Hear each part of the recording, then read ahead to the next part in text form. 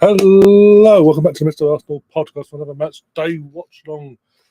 Match day 34, 35. We lose count near the end. There's nothing to be fight for in the league and that side of things. So the title's done, relegation's done. The only thing that isn't really done is who's going to be playing Champions League football along with Arsenal and Liverpool next season. Will it be Man City, Forest, Villa, Chelsea? I think, Newcastle, Villa. I've probably mentioned Villa already, but that's the only thing that's not really been settled. There's some sort of excitement in this league, really. Aside from that, we are here for Arsenal versus Bournemouth, the penultimate game at home this season. And win today gives ourselves a bit of breathing space for us between us and them lot, because they're sitting a bit too close to comfort.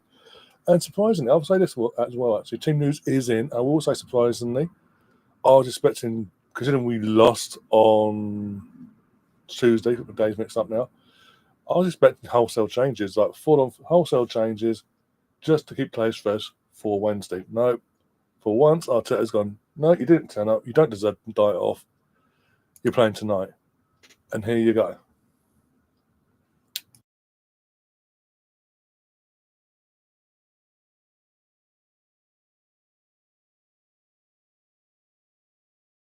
So about that. We've got obviously David Raya in goal, Ben White playing at right back, no Timber. I'm assuming it's done. I haven't heard any injury situation there.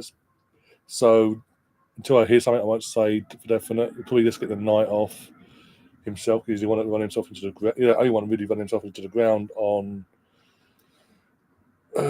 Tuesday. What days again? Can you get my days mixed up? Ben White, Saliba, Kivior, Lewis Skelly, Partey back in midfield, Declan Rice, Martin Odegaard, Bukayo Saka, Martinelli and Trossard up top. And on the bench, even Neto's not on the bench. That says a lot. When Neto's available, as far as I'm aware, Neto's available, and even he's not on the bench. You've got Setford, our third choice goalie. I think it's Ryan Setford, I don't know that. Anyway, Setford in goal for bench wise anyway. Tierney, Zinchenko, Clark, Mika Moreno, Gower, Ethan Wanyeri, Sterling, and Butler are Deji making up the bench. I don't know, actually.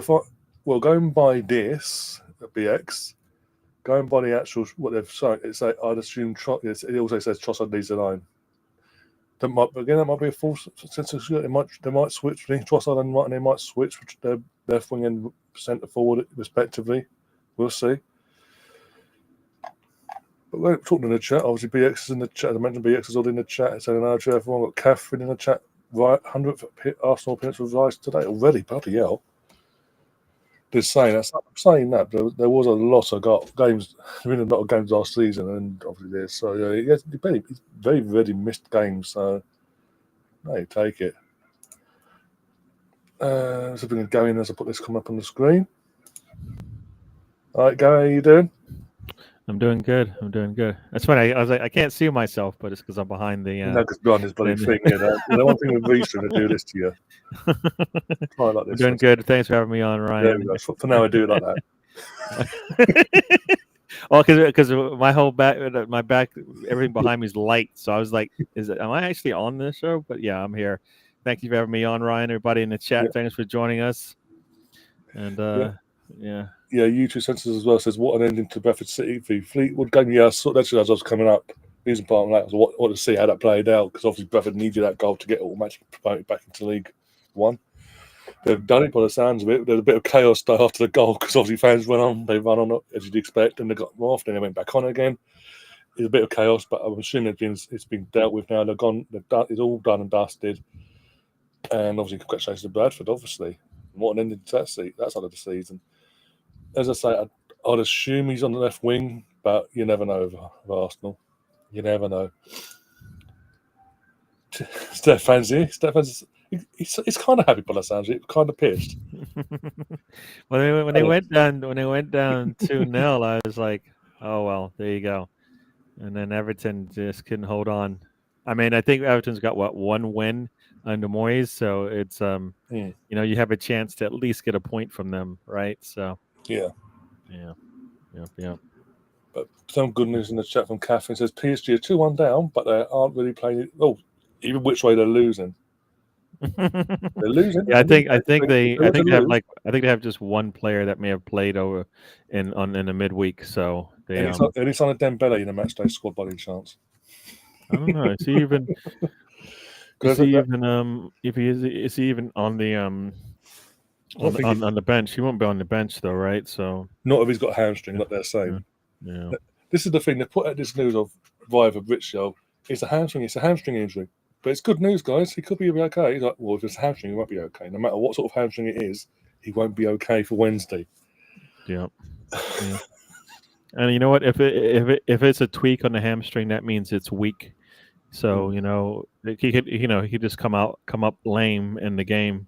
Yeah, but what he's got to do, even if it's a tweak, in that sense, he just bandages it up. But if he overdoes it, that's it snapped. That's him done from start of next season as well.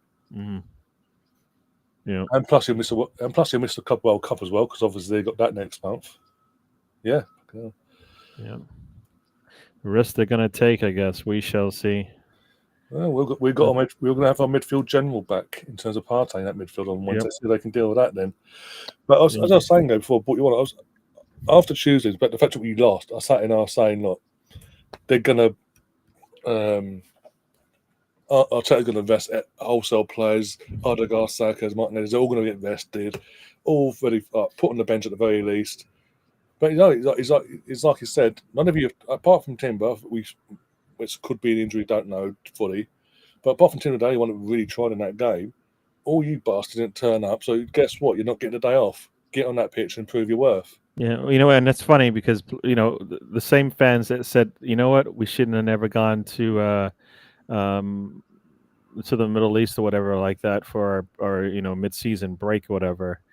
Are now saying you should rest them. So it's like they should get punished for the way they went into that break, right? So it's kind of like you hear different things like how they should handle the team, and now it's like, oh no, we shouldn't play at all. And it's like, but like if that's the case, if they need to come out because they need to redeem themselves, then I get that.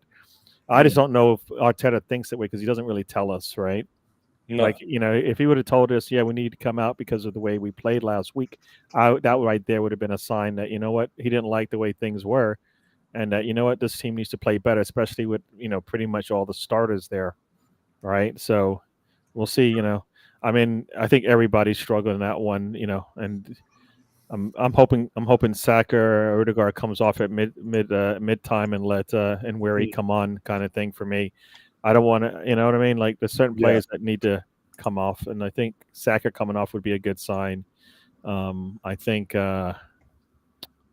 Erdegaard. I was surprised to see him. I'm like Nweri. Let's see what Nweri can do with the starters, right? Yeah. Just because I kind of felt like he can play behind Saka, but he could also start for us, as an 8 or whatever we call that position that Erdegaard does on the attack side. Yeah, like if Erdegaard doesn't press today, then what's the point? Exactly. Yeah. Like, what's the point? Like, because he definitely can do that for us, and that's one of the pluses of having him on the pitch is that he gives us the ability to keep the other teams at bay, and we didn't do that against PSG, and he wasn't that good at on the attack side for us either. So it's like, give me something that you're good at, so we can get a benefit out of it, right? So Moreno being out, I think that sounds like a health concern. So he's on the bench. So yeah. Well, I thought I was listening to they had Arteta talking, and he definitely was talking about Timber needing to sit out, but I thought Moreno as well was another player that he has because that he didn't want to start because if you think about it, Timber I get being out, but Moreno I didn't think getting out. But I also have this feeling that Moreno playing in the midfield meant he pretty much probably overdid it a little bit. Yeah, because there's more work to do, doesn't he? Yeah. Especially trying to fill the void of someone like Thomas Partey or Declan, depending on what role he's been told to play. So I think if he's out for that reason, then that's another reason why you should never have changed Rice and Moreno. You should have figured out a way to replace Partey, whatever that would have meant. Yeah. So I kind of feel like he may have hurt himself that way. And Partey needs to come out today, like I said, like when I went to that North London derby and I watched him play live, like that's what it needs to look like. Anything through the middle, no, thank you. We're taking that. You're going to take that back. We're going to go the other way. So I think that's what we need. So yeah. Yeah, definitely. Yep. I think more likely as well. Looking at this 11, this will be buying maybe one change, maybe in terms of trust, depending on the Moreno situation and how Ben White does. Actually, maybe make that 2 then. Buying them potentially 2 changes on Wednesday. This probably is the 11 majority of it anyway. That's going to play on Wednesday. We need them going into that game with some sort of confidence. I know it's Bournemouth, they've been having a good season, but we need to win and also get revenge what they did to us at their place in the season. Yep. Definitely need to do that. I mean, we're kind of going through some of the games earlier today, and we beat West Ham 5-2 and then lost to them 0-1 at home. I think it was right or wherever we lost to them at. But we need to redeem ourselves, yeah, for sure. And we're going to need to do that on Wednesday, right? Redeem ourselves from a loss. So yeah, this should be the mentality. We don't fail twice to the same team. So we need that. We need that. Pete's asking, has anyone seen what Vardy did? I've not. What has he done? I mean, I think he's one goal away from 200, but I don't know if that's what you meant or you meant the shot. I mean, it was a nice finish from him, but his finishes are always nice. So I don't know if that's what he meant, but one away from the 200. He's got 3 matches to do that. I don't know. It is Leicester. Oh, ref was on the floor. Yeah, the referee got basically a little side swipe there and was out. And then Vardy ran up and blew his whistle to like halt the game. It was weird. Like he bent down, grabbed the whistle, and then blew it. It was like, okay, I see what you did there. But yeah, that was interesting. That was interesting. Yeah. And then Leeds win today, so they hit 100 points and they win championship. They already were promoted last week. And so Mr. Tom's happy, and I like to say this also. Our thoughts are with Mr. Tom and speedy recovery for him. So I don't know if you mentioned that yet. Sorry, but yeah. Oh no, yeah. He was on. He came on Tuesday. Okay. Because he had the week off and all that. So playing. Someone's barking. I don't know. I didn't know he was ill. So he's obviously speedy recovery and all that, and make sure he gets better first and foremost. And obviously enjoy the day. Obviously, you want title winners as well. There you go. You're not just promoted. You got the first place trophy, not the second place trophy. That's the main thing. The first place trophy. I'll be honest. For the last 10 minutes, I switched over to that game because I wanted Leeds to do it. I can't stand Burnley. I was like, come on, you got to do it. When it was on 1-1, they're going obviously going for it. You expect them to, and then obviously of all people that scored, it's the player on loan from Tottenham that does it. By the way, yeah. We're kind of talking about it, and it's like, will they bring him back? And I'm like, well, I mean, he's shown that he can play some football. I feel like if it's between him and Richarlison, why wouldn't you want Solomon maybe to play that role? I mean, he's going to put crosses into Solanke. Richarlison isn't really going to do that. They're just showing the goal now here in the UK and Sky, and it's good. He gets a ball, runs with it, does an inside out turn, and then scores a goal. Yeah. Look, fair play to them. They didn't give up. But my own concern was once they got that goal, they did sit back a bit and make it nervy the last couple of minutes. Yeah. Also, Coventry, Frank Lampard, Tom's favourite person in the whole wide world, gets to a fifth spot finish after a controversial taking over halfway for the season. Yeah, it could be an interesting. So Sheffield United, so basically what it is Sheffield United versus Bristol City and Sunderland versus Coventry, and obviously the winners of respective ties will play each other in the final. I don't want Sheffield United though. Anyone but Sheffield United. I can't stand up down. I don't like the teams that go up down. But I felt fair play to Leeds, and obviously he can enjoy this. He can, unlike obviously 12 months ago, he gets to enjoy summer now and look forward and also see what this new ownership's all about now. Yeah, but I was talking again. Park sitting there on the in his chair after the match, and you're like, is he thinking this might be my last time managing this team? Got a players in a tunnel over here. I'm not sure. Yeah, same here as well. Literally, there's got cameras on both of them. Yeah, here we go. By the way, Joel was at the game as well with his boy. So shout out to Joel. I hope you have a good game. They enjoyed the game today. Yeah, in the North Bank lower tier behind the goal that we're going to be attacking or defending in the first half. Where the infamous Tifo was basically. Yeah, I call it a flag, but the club calls it a Tifo. Yeah, Arsenal, and like it's one thing like Arsenal. Yeah, no, we'll do it, and it's like, well, if you're gonna do it right. You spent a lot of money on stuff. At least do this one right. This is not you don't always get into semifinals. No. Especially European semifinals of that magnitude. Yeah. Any semifinal, and so it's definitely Champions League, but and you don't even give it the due attention it needed. You know what I mean? So you kind of screwed yourself there. Yeah. So So hopefully I see Saka, like he's got a serious face, but hopefully he's putting his foot through the ball and striking it. Last time he played at home, just missed too many shots for my liking, not even put him on target. So need better from him today. I think everybody struggled last week, Tuesday, so they need to redeem themselves on the pitch. Well, Stefan says he's glad that obviously Ipswich Town's tenure in the Premier is at an end.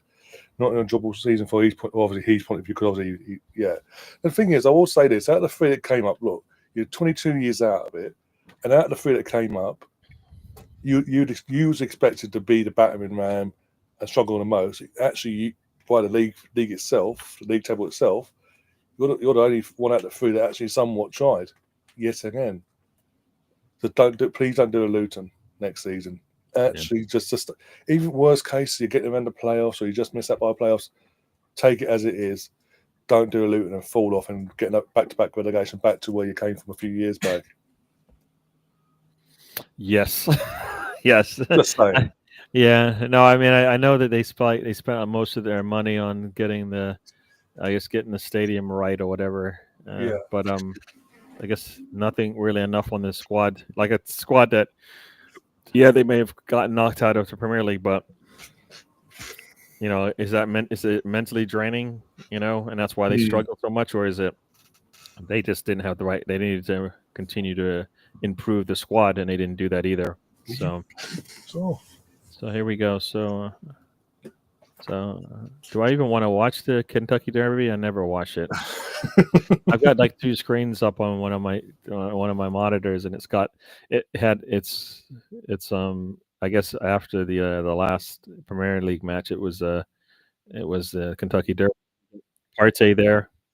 Oh, how did Bayern Munich get on in the end? You ended up doing a watchalong inadvertently. Yeah, we did. Yeah, no, it was finished off. The best part.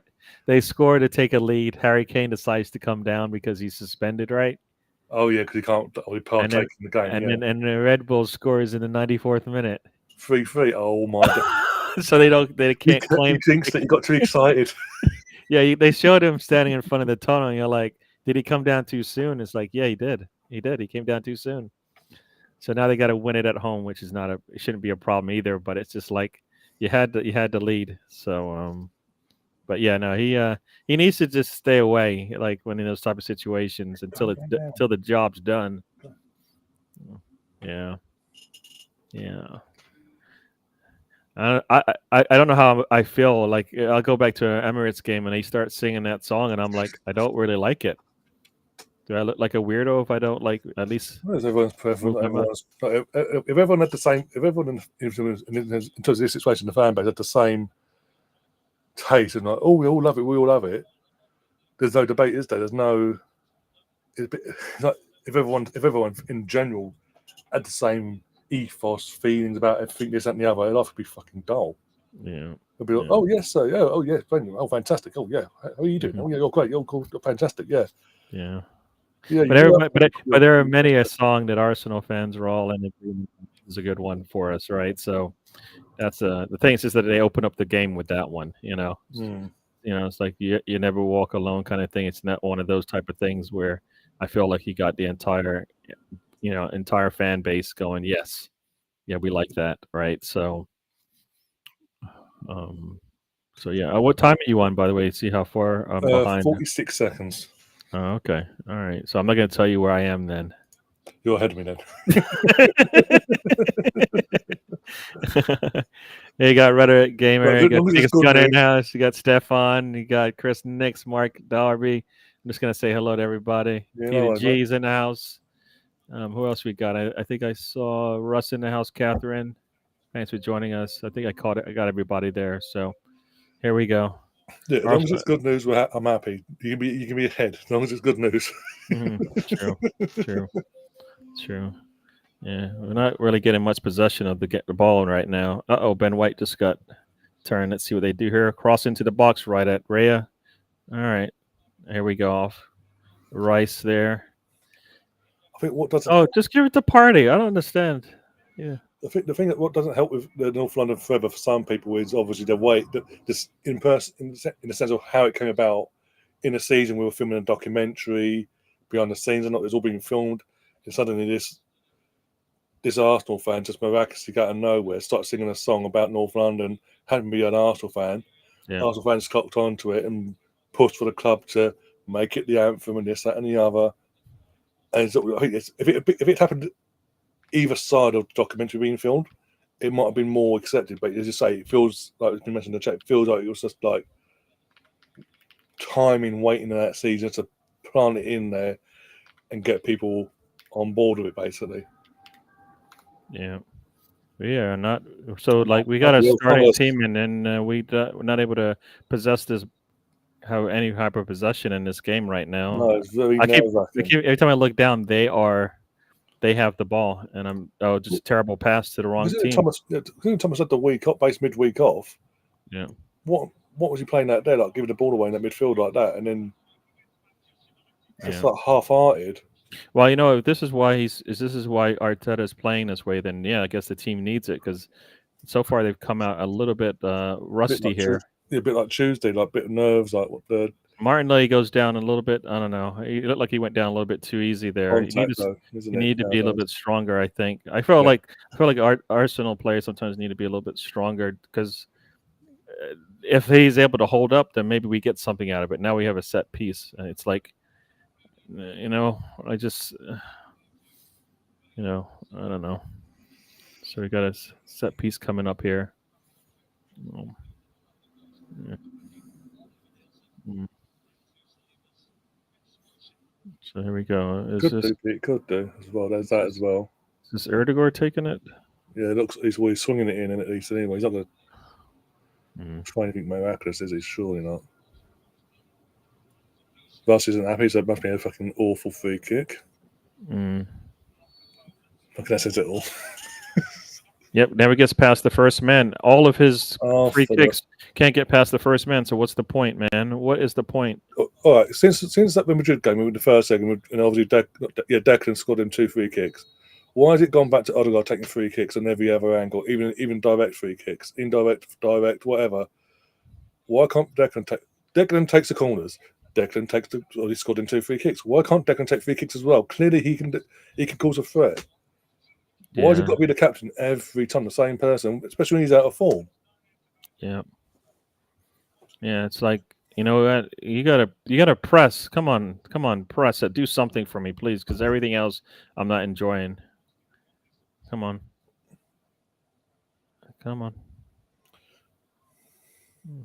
There you go. No, once again, it's only been 5 minutes, but I still feel like we haven't come out in this game like ready to go. I don't know what happened here. What is he telling him to do now? White for. You got Gabrielle in the stands. Checking this out. Of his daughter and wife, yeah. I'm just seeing that now, yeah. All right, what is this delay for? Come on. I understand what that delay was for. Come on, Arsenal. These throw-ins, I just never understand them. We wait for the other team. We run away from the ball, hide behind men, and then we never thought. It never. We never. 50% of the time, or most of the time, I feel like the other team gets it because we're just throwing it in because of the time. Come on, let's go. Yeah. Oh man. They're just going to kick it long. There we go. Hold on to this ball. Nope. There we go. Come on, somebody hold on to it. What now? What? What in the wait? Oh, How's that free kick? Unless I'm missing offside. How's that free kick to them? Wasn't even taken in the right place, by the way. My gosh! All right, did they call it? They did call it. They did call a foul there. All right.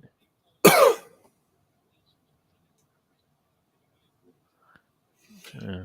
I don't understand how this game's being called, but Arsenal hasn't come out of this thing looking like they're prepared. Like once again, they don't come out like they're prepared to play.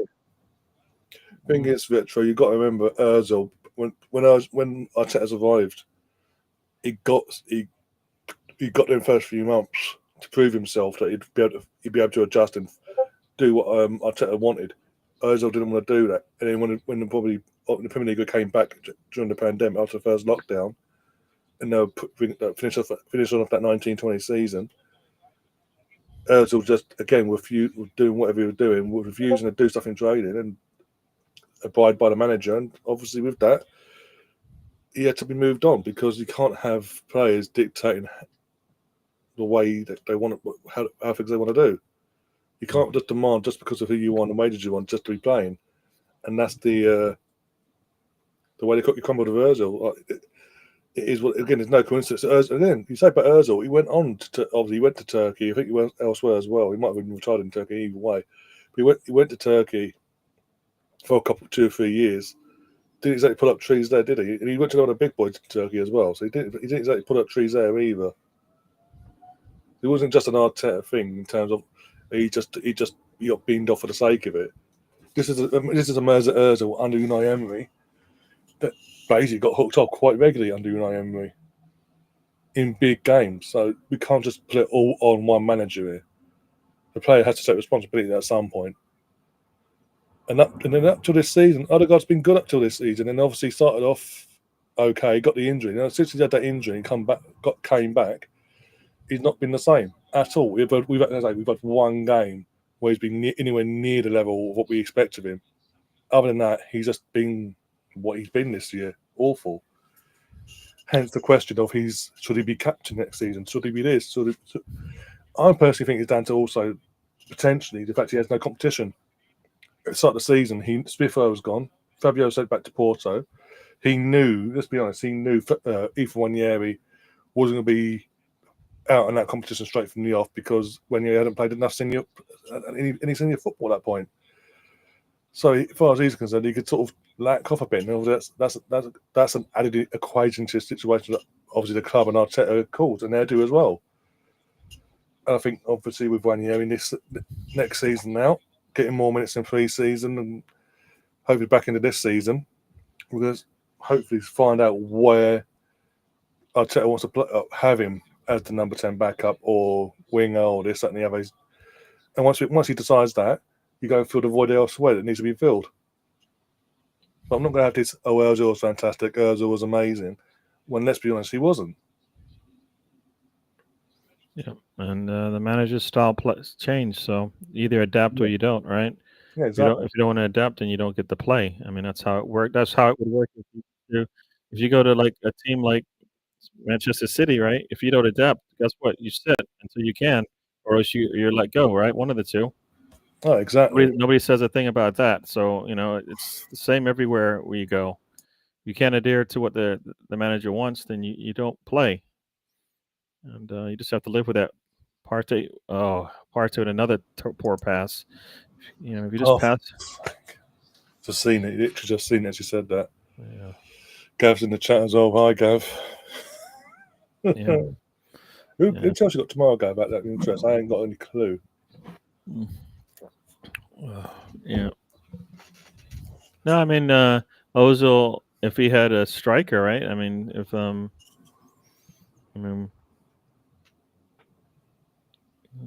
He probably would have gotten the stats we wanted and maybe a Premier League at that, right? So we just had a striker just go cold dead, and that hurt. That hurt. So yeah, you can't with Odegaard. You can't just go Saka because everyone's found him out on that side of thing. We need that clinical out on that number 9 that's going to go and latch on and give us the option. Don't tell me, Stefan. I've moved on, and clearly other people haven't. When you bring on Ozil, you might talk about Aubameyang as well. They're in the same boat. They're the way that they handled their business wasn't right, and their play didn't match what we wanted, right? Yeah, exactly. So.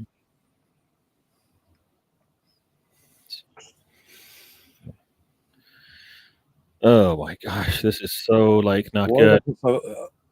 Also had Giroud until Giroud disappeared on him, right? Yeah, that was like the last. But even then, once Giroud left, we still even at that point we had Lacazette 6 months in, and we just brought Aubameyang in. This is a poor Aubameyang then fell off a couple of years later, but yeah.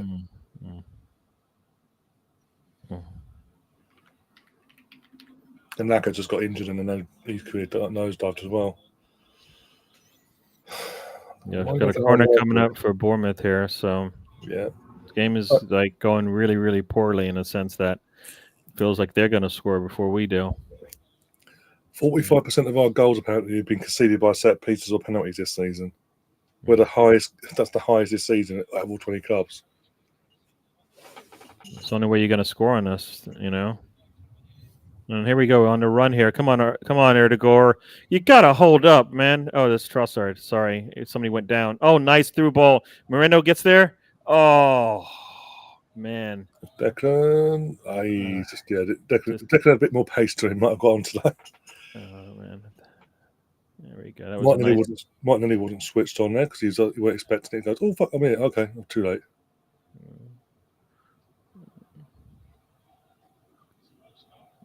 That's the other part. Trossard just isn't strong enough to hold up either. I also want a serious club the way they still collapse. No, because obviously we were told by Suarez and his people that there was a release clause of £40 million. We stupidly we triggered it, but we triggered it in the most stupid way possible. And clearly it wasn't, or say triggered it, but then if you triggered it, then it's up to Suarez. And I don't know how things collapsed it from that point then, because in all situations, if a release clause is triggered, if it's genuine, it's been triggered, it's down to the player then. And the player told us the information, so clearly he wanted to go. Legally, if Liverpool have held him back and stopped him, legally, obviously, then that's down to Suarez to deal with at some point down the line. Come on, let's go. We should have just been respectful and gone, okay, £40 million, off you go. There's a release clause, go. Not the extra pound thing. Oh, nice ball. Put your foot through it. Oh, it hits it wide. Rice, you got to be better than that. You got to put that on target. I'm sorry. Obviously, a striker, obviously he's midfielder, but an actual striker scores in terms of a core. Yeah, but you still got to put that on target. Oh, I'm just saying. That's what's a lot. That's where you need your Gorkales. Yeah, but you know what? If your 8 is there, that means where is Trossard? He's not in any of the screens. Oh yeah. And that's why I don't like. Playing. I assume we're playing him because Moreno isn't healthy, but yeah. Yeah. How many Sanchez do we have at BX? You got Ozil, Sanchez, Cazorla, Sanchez. Which you got me? You meant Suarez. Yeah, we had Ozil, Sanchez, Cazorla, and Suarez. I've said it time and time again. We would have won the league multiple times with that attack. I never understand our throw-in. We do all this work for a set piece on a corner and stuff, but a throw-in, everybody just stands there. Like, no, nobody's moving. They're walking. and they don't run to the ball. I mean, 9 times out of 10 they don't run to the ball, and when they do, it's almost like that's the last resort. It's like, no, he's running to the ball. Give him the ball. He's going to have the defender behind him. The one time you can. I'd love to see in training if they actually do move or they do this instead of just standing still waiting for the ball to come to them. Nice little touch there from Partey. Skelly, what's he going to do with it? They've got like 4 players. He kept hold of the ball, to be fair to him. Yeah, no, he didn't have anywhere to go. So yeah, here we go, Martinelli. Come on, he's got some pace there, and he puts the ball in. Nice, and another shot wayward for Rice. Oh, of course. He ain't connecting properly where he wants to connect with it, basically. Martinelli probably took a little knock there when he put that ball in because it was a nice little cross there. And then, wow. I mean, he's basically he put the ball right where everything about his body said, I'm going to put this ball. I mean, if that's a pass, I'll take it, but that's not a shot, really. No. There we go. And once again, yeah. So it's weird because we have Trossard in there, and the way we're playing is like we have Moreno in there. You know what I mean? So it's like we're just looking to put crosses in. It's like, no, but you don't have a player that does that. So long ball. Here we go, right through the middle. Get your foot on it. Oh my gosh, he gets his foot on it.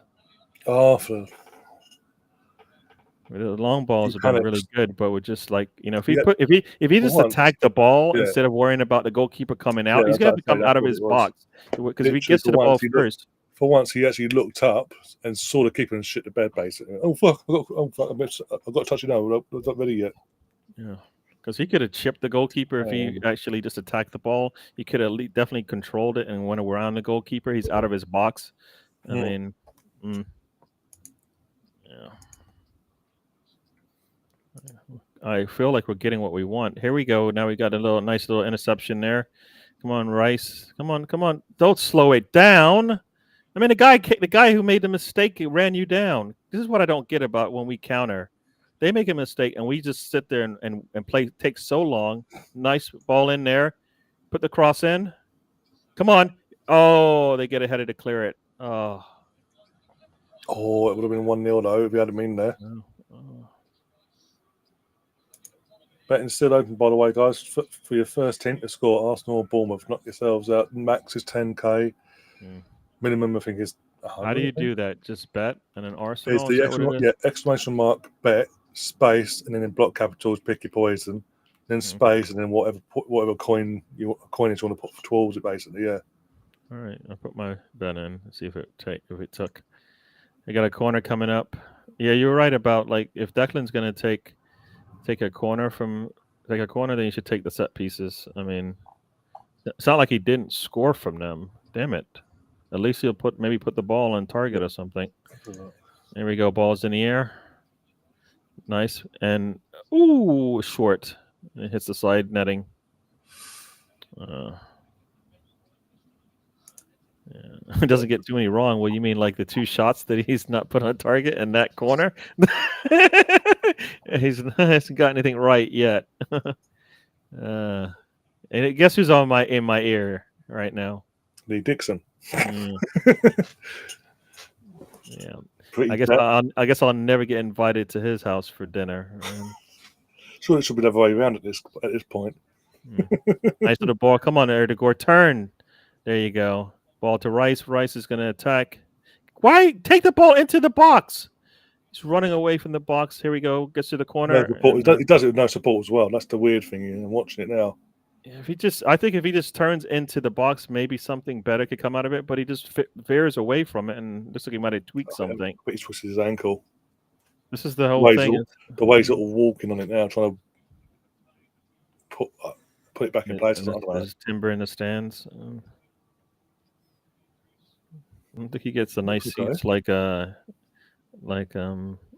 Gabriel. No, yeah, he's just in probably different box, isn't he? They all get their separate boxes as well for their friends and family. Oh, is that? Oh, yeah. Okay, all right. Here we go. Partey, come to the ball. Nobody's going to come to the ball. Oh my gosh, I hate this throw-in. Look, they're all just standing there.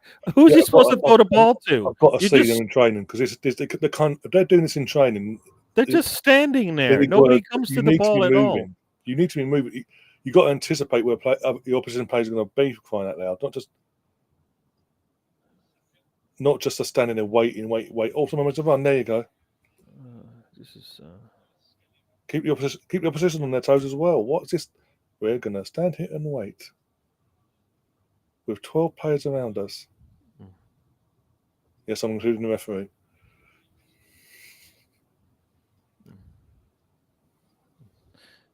some Russ guy just wants to take all my What's all your coins? I don't think I've won one yet. Oh, man. Nope, I don't think I've won one yet. There's at least 2 in a row I've lost. Probably 3. There we go.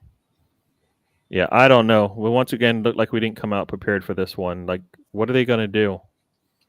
Well, we've got Man United fan in the chat says, hi all. Well, he's been polite. We'll give him that. He's been polite so far. Yeah. We had a Watford fan in the other night, Gary, that literally just came in. And of all fan bases, a Watford fan giving Arsenal fans an Arsenal grief over how they're performing in Europe. So, what was the last time Watford were in Europe? And how did they perform? We just gave the ball back right there. Ay. Oh, dear.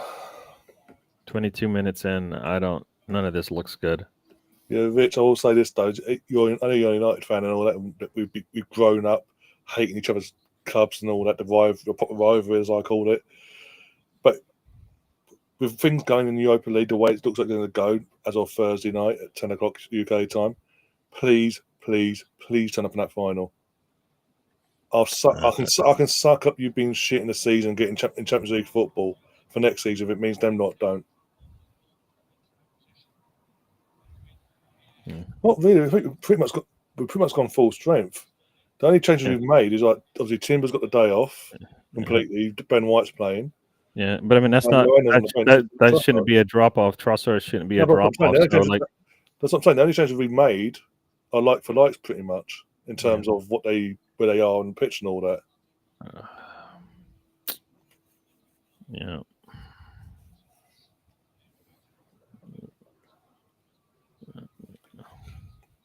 I think, as I said, Rich, at the start of the stream, it seems like Arteta's once and for all, it was sort of ruled that iron fist of you didn't turn up on Tuesday, you ain't getting a night off, you're going to earn your place, basically, and earn the rest, basically. Well, I'm going to say right now they didn't do a good job of that. They haven't done a good job so far, no. Yeah. There we go. Come on, Partey. You got to do better than that, but we still have the ball. Come on, let's go. Got Trossard looking for somebody to give the ball to. There we go. This, oh my gosh, we looked. It's going to be a foul. Yeah, Trossard, you took him down. That's going to, you can see that coming.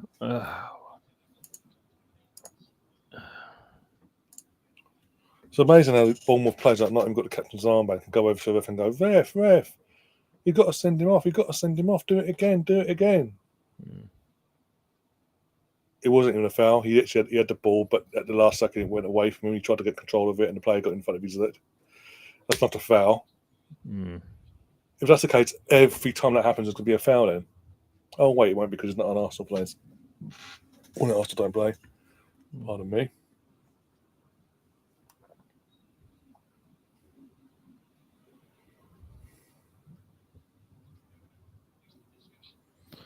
A free kick for Bournemouth on the 25th minute. The thing is, we knew this for years. Let's be honest.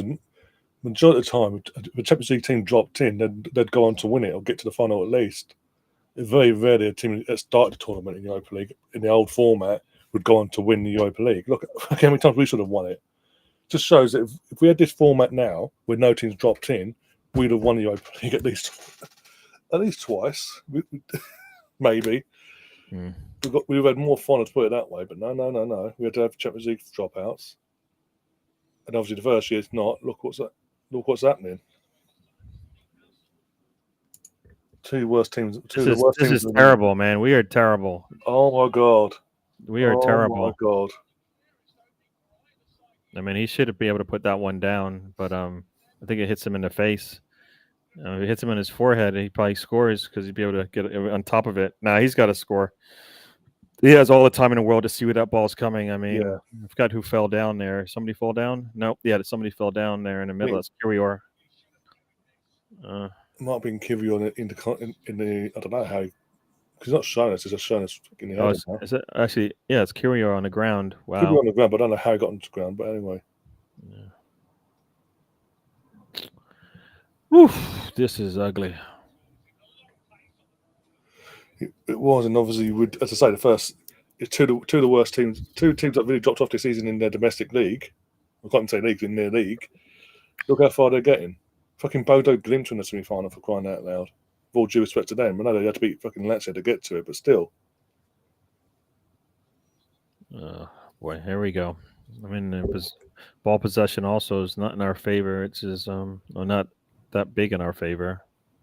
Even oh my gosh! Then Saliba just had the ball taken from him. Wow. Yeah. Like, I don't think he's preparing these guys for any game, much less Wednesday's game. No, that was a one occasion. Go! Keep running, Saka. Why do you pull up? Goalkeeper does that. Nobody comes to him. Come on, Saka. Why are you ready to take the shot? And you got to be kidding me! How do you miss that?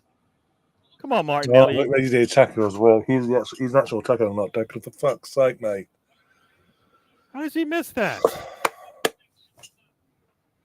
But yeah, Gav, that was the one season, 2019, where both Europa League finalists were actually all the way in the Europa League. Yeah. But yeah. Hello to Rich. Hello, Gav. You got Mr. Tom in the house, Russ. Yeah.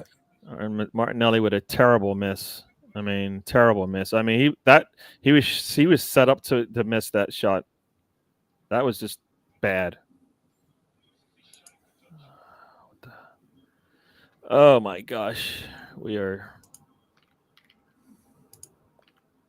Oops.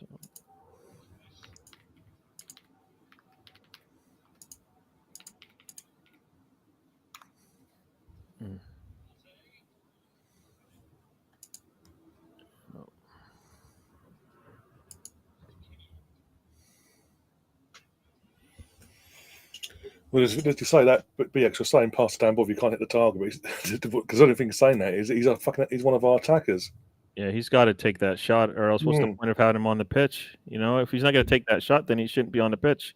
Skelly with a nice, strong, probably an elbow, but I think he's just running. He needs someone if I can make a run away from him. That'd be fantastic. So he could pass the ball through the lines. But no, call a head injury there. But I mean, I think he's just running. I don't think he did anything there. Come on, Everton. And I'm gonna look at this replay in a minute. It ain't gonna be a head injury. I guarantee it. I guarantee it. He's up now, sitting there, just going, "What the fuck?" No, he never even got touched. Oh wait, he does get slapped. He got slapped, but he didn't get elbowed or anything. He got fingers brushed against his head. Oh my days! That's a head in. That classes as a head injury. Now we're in trouble. Should be Arsenal ball. Depends how I feel after today's game. Let's get this game out of the way first. The Premier League is tougher than the Champions League. I mean, as many times as people say, how did these teams win a Champions League but then finish outside the top four? You know what I mean? Yeah, many times as that's happened, and then to say why is it tougher than the Premier League is that's the reason it's tougher in the Premier League. Game in, game out. I mean, Chelsea in 2012. Chelsea went in 2012 and finished fifth? Yeah, in the league. Come on! Somebody be prepared to take a shot.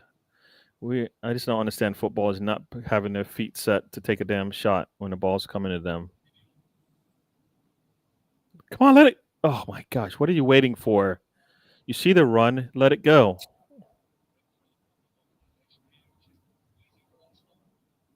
Fans are trying to get them to wake up here, and there's a pass almost to the goal. My God, what is going on? Nice interception there from Rice. Come on, let's go. Let's go, Erdegaard. Up the pitch. Come on. Leaves it for Saka. Saka inside. Come on. Need some help here. Wow.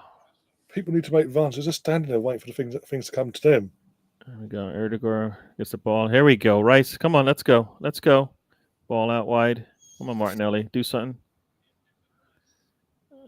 To the line, goal line, little chip there, and a header. Oh, Trossard with a very nice header. And on the goalkeeper line. saves it at the line. No, that was a good. That was some good work there from Arsenal. Very good work. Gabriel gets to the goal line, puts a cross in very nicely, and he just can't get enough on it to get it wide of the mark. Goalkeeper's able to get a hand on it. I mean, if he's able to turn on that thing far corner, he scores. But yeah. You know, so we got something in there. Got some. Come on, Arsenal. This. Evan Nielsen is just able to make a run, and then Rice gets run by.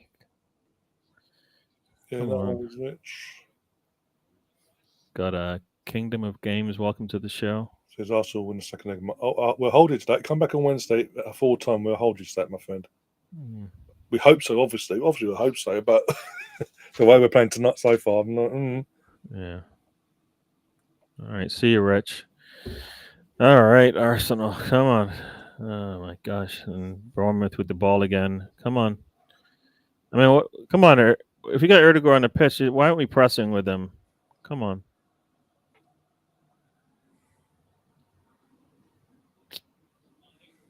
Just dribble into our.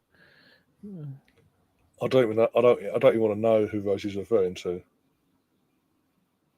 in that last comment. And Saliba with a very nice touch there to push that ball away from the attacker. Job for once. All right. Yeah.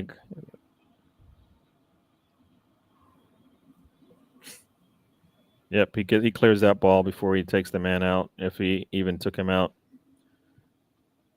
And he gets stepped on. Ouch. Seen the replay. He gets as he makes a tackle, the fucking foot goes on his ankle from the opposition player. Amazingly, no free kick was given, by the way. Other way around, we know that would be the opposite way around. But anyway. Partey, you got space in front of you. Move. Long ball up there. Come on. Rice didn't judge that right because he jumped and it went behind him. Oh, boy. 33 minutes and... man. Come on. Oh, dear.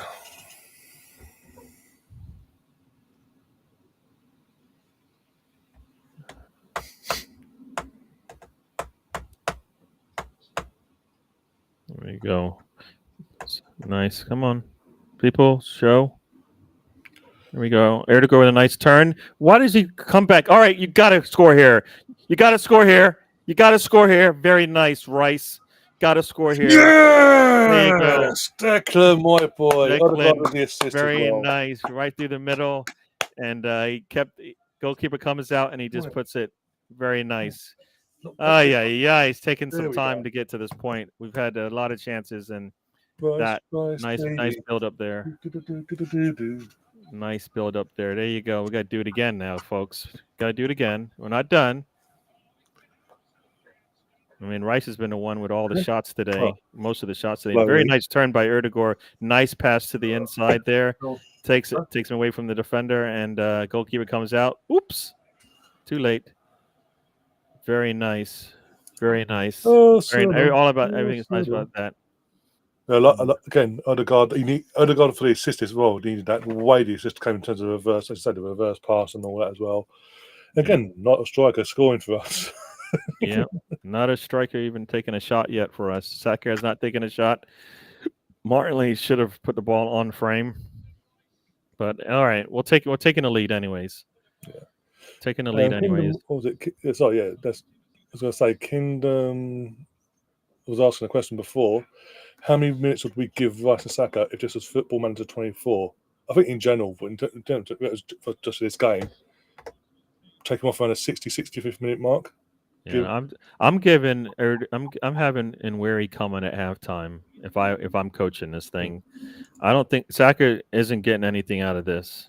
He doesn't look like he's getting anything out of this. There's no reason to give him an extra. Have him go get cold and then come back and then try to warm up again. You know what I mean? Yeah. So He says Rice is like he's playing as a forward. It's basically like what the last year or two we had of Granit Xhaka, where he basically just made them long bursting runs into the box basically. And even made the last assist, or got the. I am serious. Why do you have a Trojan horse in your stream labs? I have not won once against Russ. I'm serious. How is that? How is that? Oh, Rice, if you were looking up, you could have got that ball.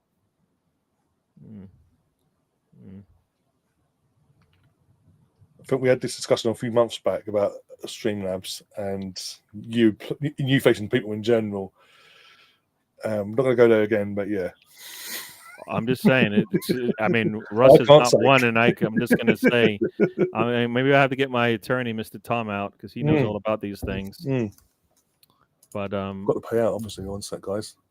I was going to pay out first, the betting. Here we go. We're on the attack. Come on, Erdegaard. Let's show it again. There's a nice touch from him. Is nobody on the left-hand side coming out? Come on. There we go. Get the ball to Partey. Next. There we go, Rice. There we go. Did I lose my bet? Because I put a bet in before you closed. Yeah, literally. No, because I didn't pay it the first time round, so I just put it back in. Oh, White couldn't get that ball. So basically, the bet you just done didn't register in the thing because you had a bet for the first one. In terms of, I didn't close the first one off yet. So the coin is in the account, but you can put them back in if you want now. Because now it's like, who scores next, guys? Arsenal or Bournemouth? Keep going. Pick your poisons. There we go. Yes, Gunnar says again. What? Yeah. I think it's a follow-up to his last comment, but there's a Rice with Partey back looks phenomenal. Yeah. Well, I mean, he gets to play the role. I mean, I always was complaining about what is his role, and is he really an 8? You know, if he's really an 8, then let's see it. And we're seeing it today. He's had lots of touches inside that box where I never thought he would be, but I think that's because Trossard is there. If that's Moreno, I don't think we see Rice there, but I also feel like he might be passing the ball to Moreno, and maybe good things happen there. So, Trossard seems to be the one coming back and supporting the midfield when he makes those runs because he's nowhere to be seen. Come on, let's go.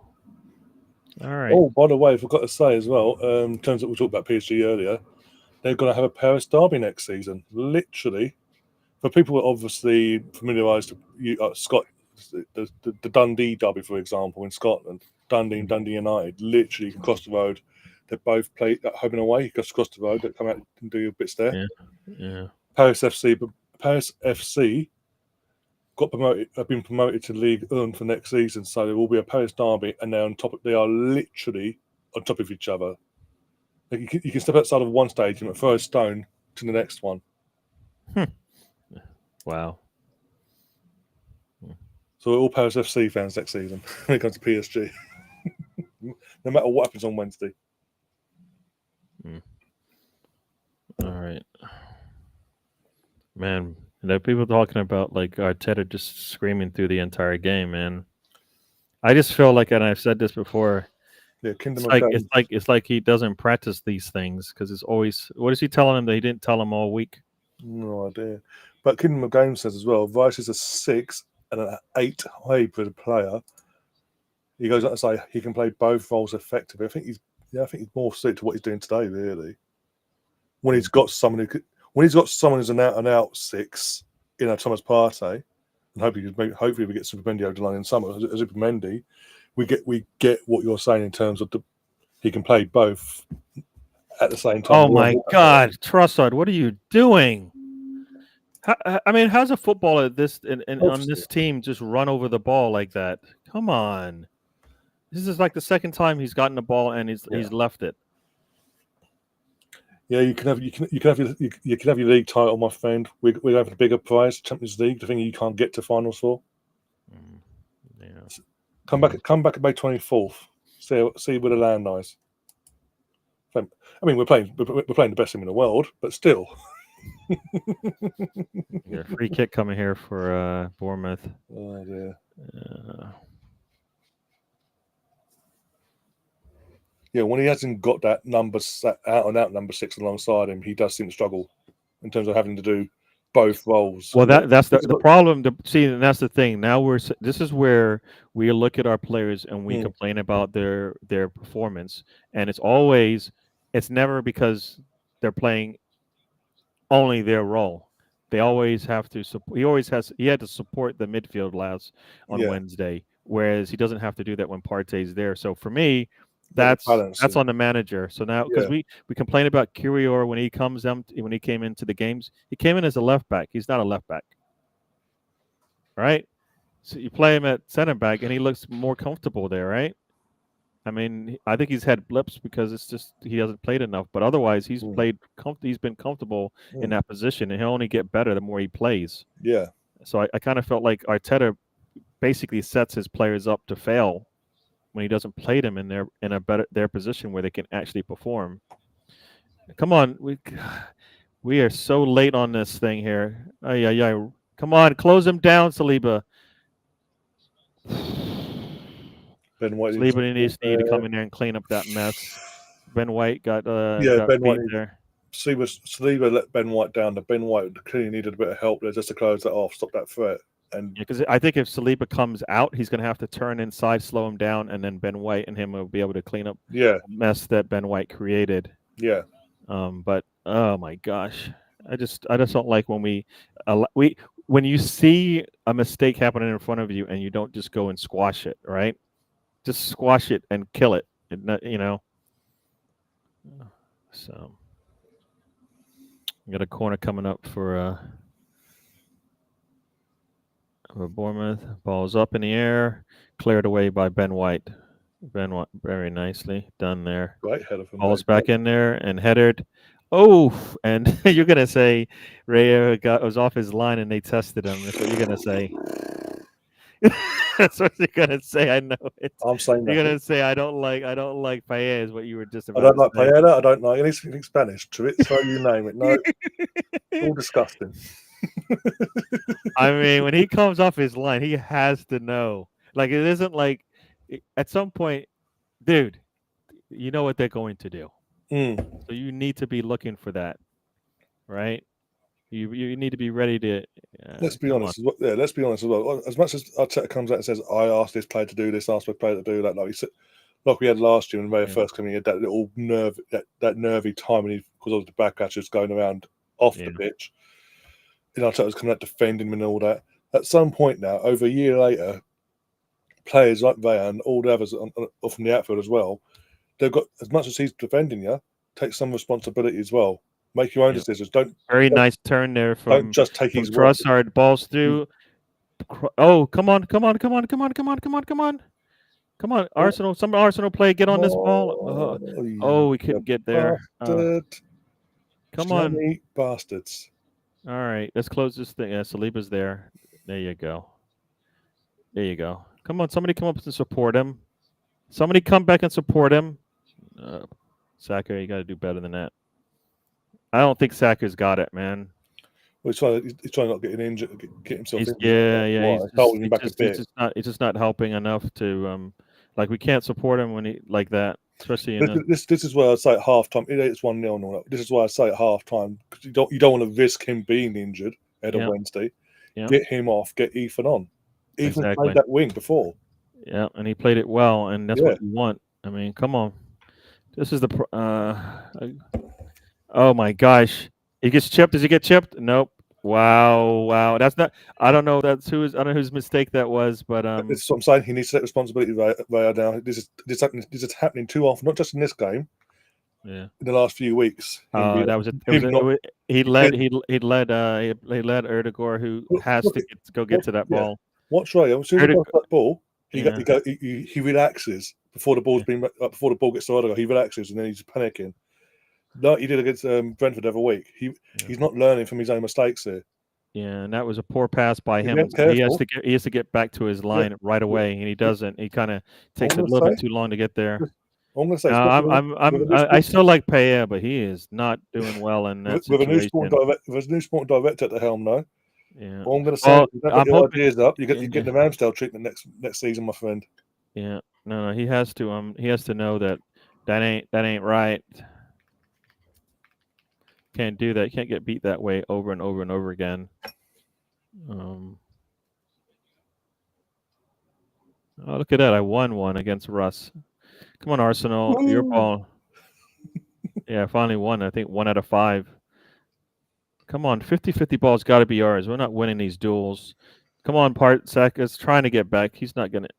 Nice from Saka. I was going to say, Into the box it's tough right here. running down the middle. It's just like, oh, they put your foot in the way there, though. Yeah. No, Pinky, I think, again, we're just saying that certain players, even though they're playing, they're going through the motions, basically. They're trying to avoid injuries ahead of Wednesday. And I think that's the dumbest thing to be do. hooked off at half time. You know, this is that whole thing for me. That's like when somebody says they're retired, right? By the time when they say it, they've been retired for a while already. You know, because usually they're already out of it. You know, and if you're thinking about retirement, then you're done. Yeah. And obviously, Russ Morgan and someone else said Ramsdale's treatment for leaving Arsenal is relegation, basically. Yeah. Well, again, I said it at the time. It was bizarre. Of all the clubs he could have gone to, he went to Southampton, but then now he's been linked with Leeds. Trossard can't hold up his man and gets the ball taken. I mean, that's what you cannot pass the ball to him like that. Come on, you know better. I think even Tom will say I can't see Ramsdale going to leave because he's Sheffield connections plus he has this thing around his neck now. By his time at Arsenal, any club that has that big old fighting for survival always gets relegated. Yeah. Yeah. I wouldn't say he's arrogant. He's a character, but he's not arrogant. I've seen arrogant, and he's not arrogant in that sense. Yeah, I don't know about Aaron not being a professional. He's just not good at certain skills that he's been asked to do. Yeah. I mean, shot stopping he's good at, but you're asking him to do some of the extra things that goalkeepers are asked to do. I just don't think, especially nowadays, yeah. He can't do those things, which that means you need to have better support around him, which is fine if you do that. But if you ask him to do, you put players in the wrong positions, they will probably fail, and then we'll complain about the player instead of the way they're being managed. Yeah. Yeah, no, we score goals. We can score goals. I mean, Rice had at least 2 tries. He had 3 tries at a goal, and he scored on the last one. So your fake positivity fails you, my friend. Yeah, yeah. No, I'm serious. Like, and where he needs to come in. I mean, whatever you got out of Saka, you're not going to get more because he plays an extra 15-20 minutes. You're not going to get more. So just pull him out. Let him. He's got his sweat. He got a nice sweat, a nice little run around. Will he go 90 minutes on Wednesday if he has to? All you're going to do now is just push it too hard. And Weary, I think, needs to play with the starters. Having him come on late in games when you pulled everybody, have him come in when you're playing with his starters because he should be able to. I think he'll play better. Like when we put him in there with a lot of the bench players and he doesn't perform, we complain about it. But he's playing with a bunch of the bench players that right now our bench players are, some of them are playing because we've got injuries. So, yeah. Ryan. Go on. I was going to say Aaron talking about what he talked about. That's like too much information, man. Nobody needs to know that at all. Nobody needs to know that. Well, yeah, especially with social media, what it is, you're literally immediately publicly giving your rivals, be it title rivals in general, an advantage of knowing where they can catch you lacking, basically. Yeah. Or basically, Stefan. Basically, just to remind, he went on a podcast and basically admitted he has concentration. He fails. He struggles to concentrate basically for 90 minutes. He needs to keep himself talking to himself, going in terms of being active and moving about. if he's standing there for 90 minutes, like 80 odd minutes, having nothing to do, and he's not keeping himself switched on in general, his concentration lapses massively. Yeah, just a terrible thing to say. Just not. Yeah, yeah. His marketing people or publicists or whoever it is like, no, what are you saying? I think what in amongst him being dropped at the time, him saying that on a podcast as well. What else didn't help him was his dad being on a bigger podcast on YouTube on this Arsenal podcast wise, basically slating Arteta. Yeah, it's not for how he handled said situation. That didn't help either. Yeah. Yep. And we got 6 shots. They got 4, which I mean, we've got 2 extra passes than they did. I mean, but Ramsdale won't be at Southampton next season. He'll find another Premier League club. It depends because he's been linked to Man United apparently want him as well. I mean, if they get relegated, fantastic. Sorry, Aaron, but still, at least to know the curse is real then. But no, it's I think as I say, he's especially you've got a World Cup around the corner. He's going to want to play Premier League football at a better. For me, I think he rushed to the decision to pick Southampton of all the clubs he could have gone to, and it obviously if I go there, prove myself, keep Southampton up, proves I can be Obviously, not knowing that obviously Southampton had a skeleton squad of Championship players, and he got exposed week in, week out in terms of he can't do it all. James Trafford. Why don't you go for him then? Instead of going for the guy from Valencia, Chris. It'd be so amazing.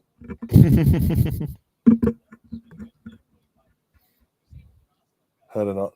We're not. I don't think we want need a number 2, but we're not that desperate for number 2 for next season. Yeah, if they want to get the John Garcia guy who potentially could be a starter, then it sounds like why not? Especially if he wants to come here and kind of prove that he can do it. So, Ramsdale will never play for England again. Yeah. Probably not. But I'm saying because of that World Cup, he'll want to be part of the squad in the US and all that. Even if he is second or third choice, whatever, he'll want to be out there. Yeah. And that's where he's got to make a Tuchel thing. And at the moment, he's not doing that, being at Southampton.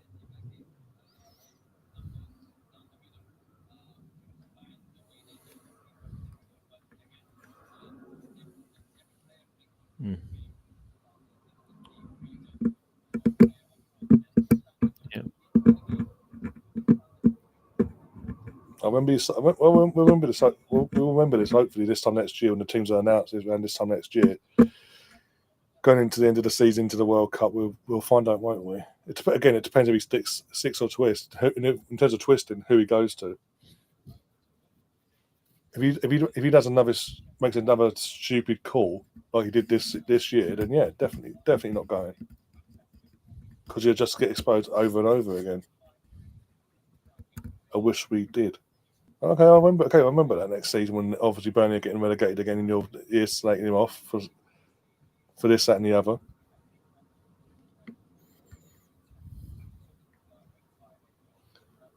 So they've got Burnley goalkeeper who only conceded 16. Yeah, it's a championship for crying out now. With a Scotty Parker team that's just defended for their lives basically all season. Let's not even go there, my friend. Again, he was part of the when he came in, Burnley, when they got promoted last time round. The setup was there. Well, I don't understand why people aren't going after Kelleher. It's not like West Ham are, I think. West Ham and I think Leeds are interested as well now they've been promoted. But I think he's got he's got 22, 23. I think he needs to. Yeah, I think he needs to go somewhere. Didn't they bring in? It's Liverpool, right? And didn't they bring in another goalkeeper? That's what I'm saying. They brought the goalkeeper last year, but he's at the club. He's still at Valencia now. But basically, he's coming in after the 1st of June this year. he'll be a Liverpool player. So he'll be in the competition. He's seen as the future number one to replace Alisson. Yeah. So obviously Keller's thinking, well, he's got to think logically. Yeah, it's fantastic. I'm winning. I've won two league titles in terms of as a third choice, now second choice. I've won FA Cups, League Cups, Champions League, etc. I've been part of it all. But as painful as it is going to walk away from that, he needs for his own good. He needs to be playing regular first team football. Yep.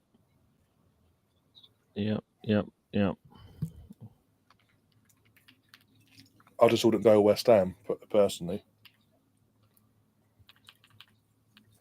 A complete mess of a club that is. Mm. I think Leeds wouldn't be a bad. I think Leeds, even though they're promoted and all that, I think that'd be a good call actually for him. Because he's got immediately he'll be the number one. He's Premier League proven. He's played at that high level, so he's not like he's got to adapt like other goalkeepers. Obviously, Carl Darlow's going to have to readapt. And all. He barely played last time he was in Premier League. We've been linked to him as well. Chelsea after goal. Yeah, exactly. Chelsea after goalkeepers as well. The 200th one in the last 3 years. Look, it is what it is. Obviously, we're obviously Netta's going back to Bournemouth into this season as well in the next few weeks. So we're going to be after our goalkeeper, be it a number two or going to be brought in as a number two, but really, after 3 games, he'll be replacing Raya, like Raya replaced Ramsdale. We don't know yet, but we know we're going to be bringing another. We know that's one position we're filling in the summer, along with a striker, left wing, and midfielder, and then obviously other squad players respectively. No matter what happens, he's asked obviously Wednesday and the last few games of the season now. For the new sporting director in the club, it's a big summer now. No, it can't mess about now. We messed about last year, and look what it's done to us. Yep. We need to bring in 3 to 4 starters.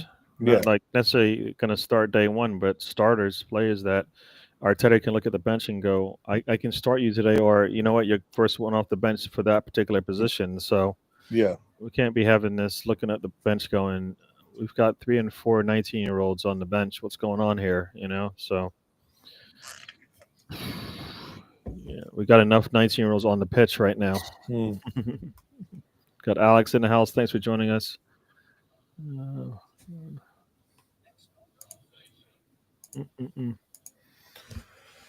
Oh dear. My first choice would be the AC Milan goalkeeper, to be honest, since he would be on a. Because he ain't got his contract, have they, Milan? Yes, I can't. He'll be a free agent.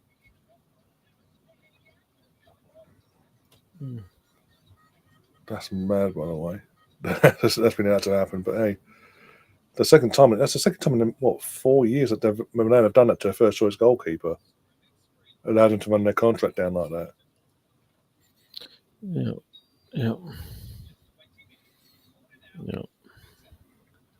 Yeah, I know we're not going to see it, but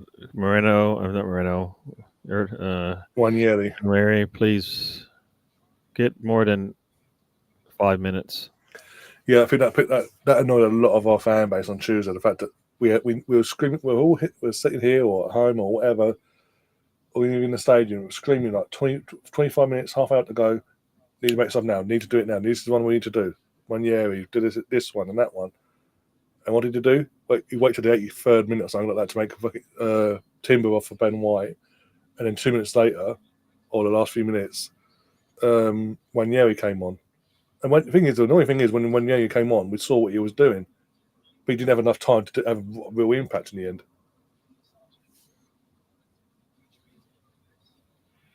Yes, and did Arteta observe that and see maybe he needs to do something a little bit different? Did he realize that you've got answers on the bench? You don't not have the the answers aren't going to come from the field at some point, because you've tried everything. You went into halftime, you brought him back out, it still didn't work.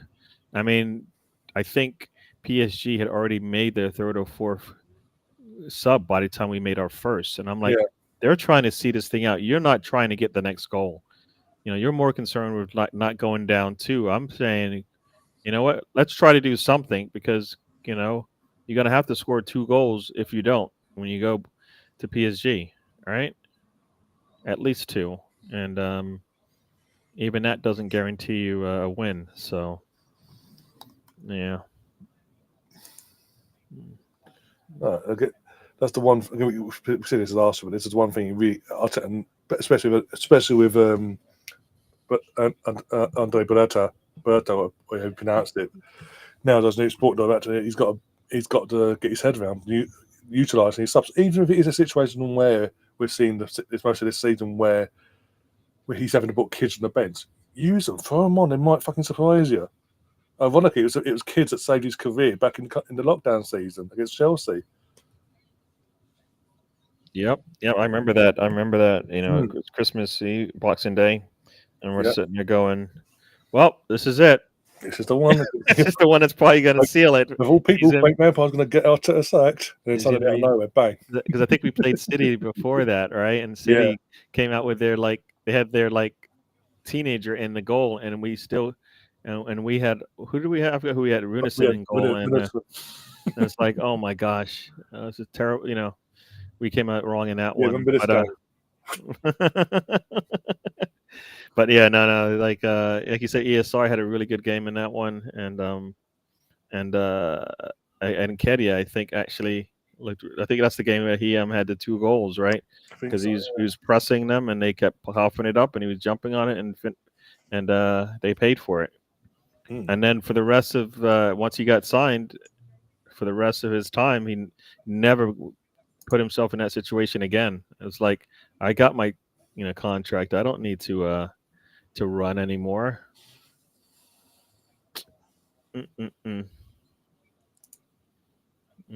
Rosie's complaining he's only 16 up where she's in Scotland. Does that mean it's too cold, too hot? What does that mean? Probably too hot for Scotland. That's probably too hot. They're used to the snow, so it's probably too hot for them. Let's be honest. All right, players are on the field. Down here in England, that's moderate. That's like, okay, we can survive. Woohoo! Bit of a chilly one for us. I mean, for the last 4 or 5 days, we've had 25, 26s down here in England, but we're getting 4 days off of that. We're back to reasonable temperatures, and the next Friday or Saturday, it spikes up again out of nowhere. Yeah, it's like they're gonna at some point put Semenyo on, so they're not. They're gonna utilize the players that they have, and hopefully Arsenal does the same. There we go. Ball is kicked, and here we go. What are we doing here? Gonna go long for some reason. You're just seeing things underway. Look at this.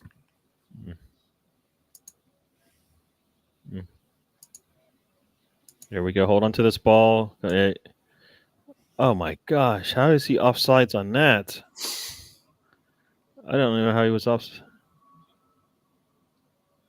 Oh my gosh! He's asking for a yellow card. God, Trossard, what are you doing? Oh my gosh! That's how Rice got a yellow card for exactly that, and he didn't even do that. You definitely just kicked the ball away. Ay. It's a lot of empty seats. I don't know. There we go. Come on, let's hold on to this ball, Saka. There we go. And then a long ball. Get in there. When you got Trossard and 3 players around him, the odds that he get it is slim. Come on. Long ball. This one is going to make it all the way to Raya. Okay. Raya is like, you think we're delaying the game on purpose? It's like, what are you doing?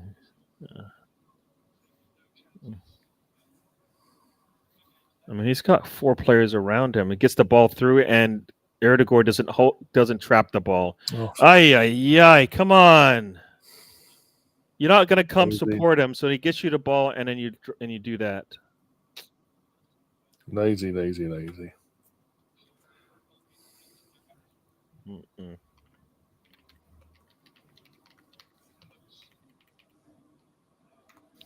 There we go. Yeah, you bet still don't go, hasn't happened. The bet still happened. And I know Rosie put a bet in. I wanted to make sure I didn't miss out. Mm-mm.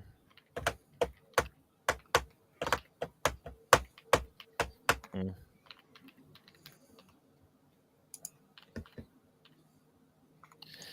There we go. oh dear. All right. Come on, Arsenal. This ping pong. Yes, we've been saying that a lot recently, Kingdom, my friend.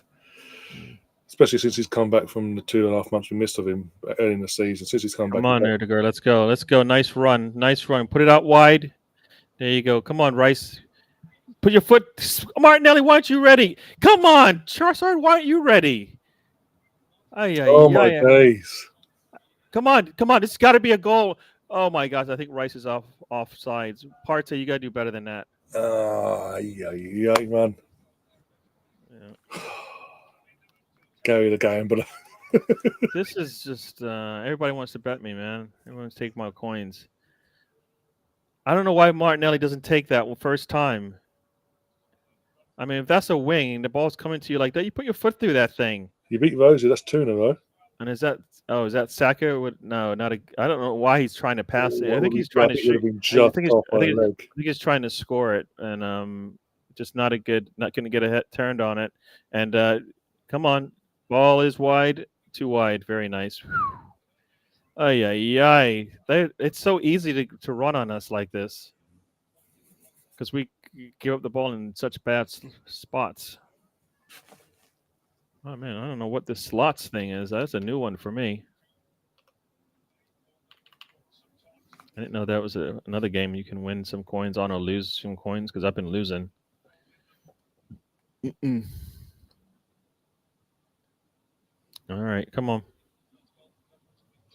There you go. There we go. Hold on to this ball, Erdegaard. Nice. All right. You give him the ball. You have somebody far up the pitch. Why are you dribbling? You're not that kind of a player. Your luck's changing, Go. Your luck is changing. Yep. Oh my gosh. There we go. Come on. Step up. That's.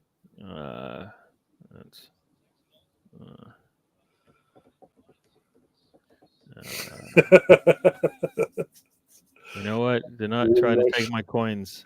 No, I'm talking about Rosie. No, I know. I'm trying to. Everybody's trying to get coins for me today. That's suddenly you're winning. So even the bloody slot thing you won on that as well. Oh, did I win on the slot? I didn't even.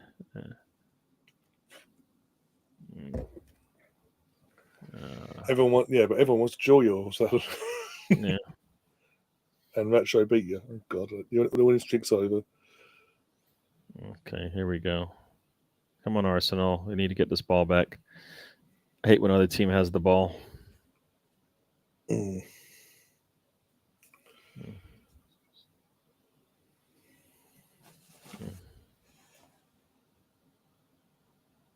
Nice defense there from Skelly. That guy's strong. Come on, Erdegaard. Hold on. Come on, Erdegaard. You got to be able to hold that ball up. Ay. When am I going to say something good about what he's done? He gives me like one good and then like 5 bad. Oh, come on. He said nothing's there. Let's go, Arsenal. Take what? Why? Oh my gosh. They don't make the call, and we don't want to punish them for it. You know they're gonna be upset because they're like, why didn't we get that call? I get it. I don't know how this referee's calling this game, but so far it's been in our favor somewhat. So I'm gonna take it. Let's go.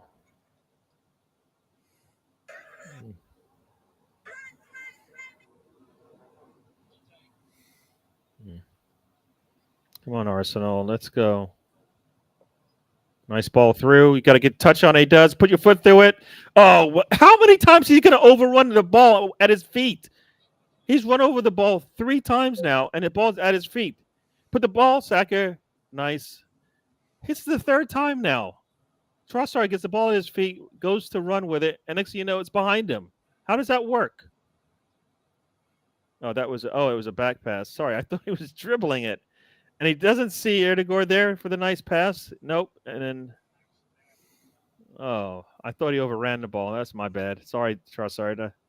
You've been upsetting me. Force the habit.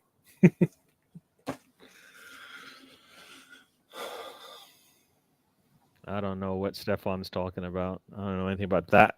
Cool in the gang. I thought he said Kool-Aid in the gang, but yeah. All right, ball's up for Saka. Let's see what he does on this side of the goal. Ball's up, and nope, nobody in red could get to that one. No. So let's go. What are we gonna do here? There you go. Skelly gets the ball out wide to Martinelli. Martinelli's got 2 on him. Ball's into the box. Come on. Ooh, come on. Put your foot through it. And he heads it right at the goalkeeper. Ay. You can't head it back to the middle of the goal. That's where the goalkeeper goes. You got to pick a corner. Come on. You got to know this.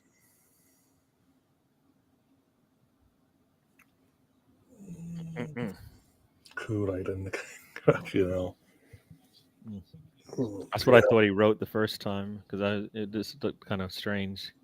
Cool in the gang. This didn't seem like the right thing. Come on, Arsenal. Get this ball back. You know, the more Bournemouth has the ball, the more chances they have to score. That's my problem with. Come on. There we go. Come on. Let's go, Saka. Come on, Saka. Come on, Erdegaard. Turn up field, please. There we go. A nice touch to Trossard. And he gets brought down. When he Oh my gosh! Amazing man's not a booking, by the way. Just a free kick. Just went through the behind him. Yep. Deliberately, no intention to play the ball.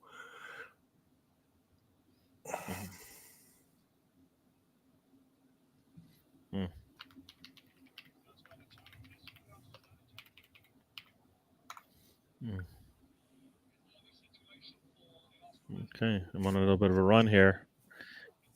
Come on, there we go. Let's go. Trossard, continue to the goal, my man. Oh, he's got 2 on him now. He gets brought down. Did he get brought down? No, he's not calling that, dude. We're not getting it. They're not getting it that way. You got to stay up strong, man. Yeah, apparently playing rugby, everyone. Moreno's going, dude. I can hold up that. Tierney's going. I know you can hold it up. Yeah, you can hold it up. I know you can. I know I can. I know I can. You, brother. Tell me about it. That's why Trossard shouldn't be out there. He can't hold that ball up. All right, they just gave us the ball. Come on, Arsenal. Let's go. Nice. Yeah, come to the ball, Erdegaard. Very nice. Yeah. And when he turns like a bus. There we go, Partey. Saka. And that ball didn't make it there. Oh, come on. There we go. Come on. Let's go.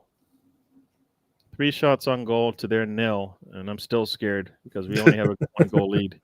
Yeah, because we were here before a few weeks ago in Brentford. That's why. Yeah. Look at that played out.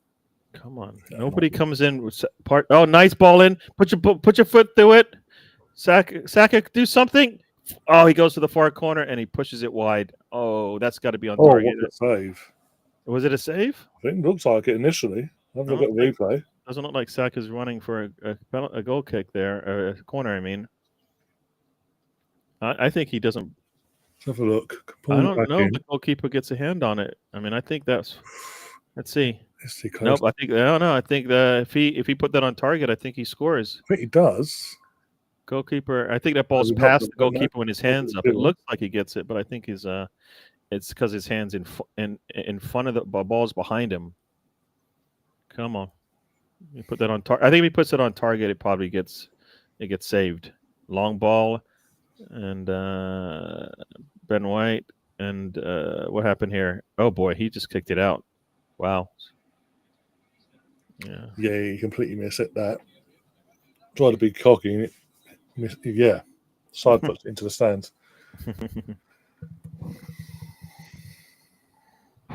Speak for yourself, Chris. Speak for yourself.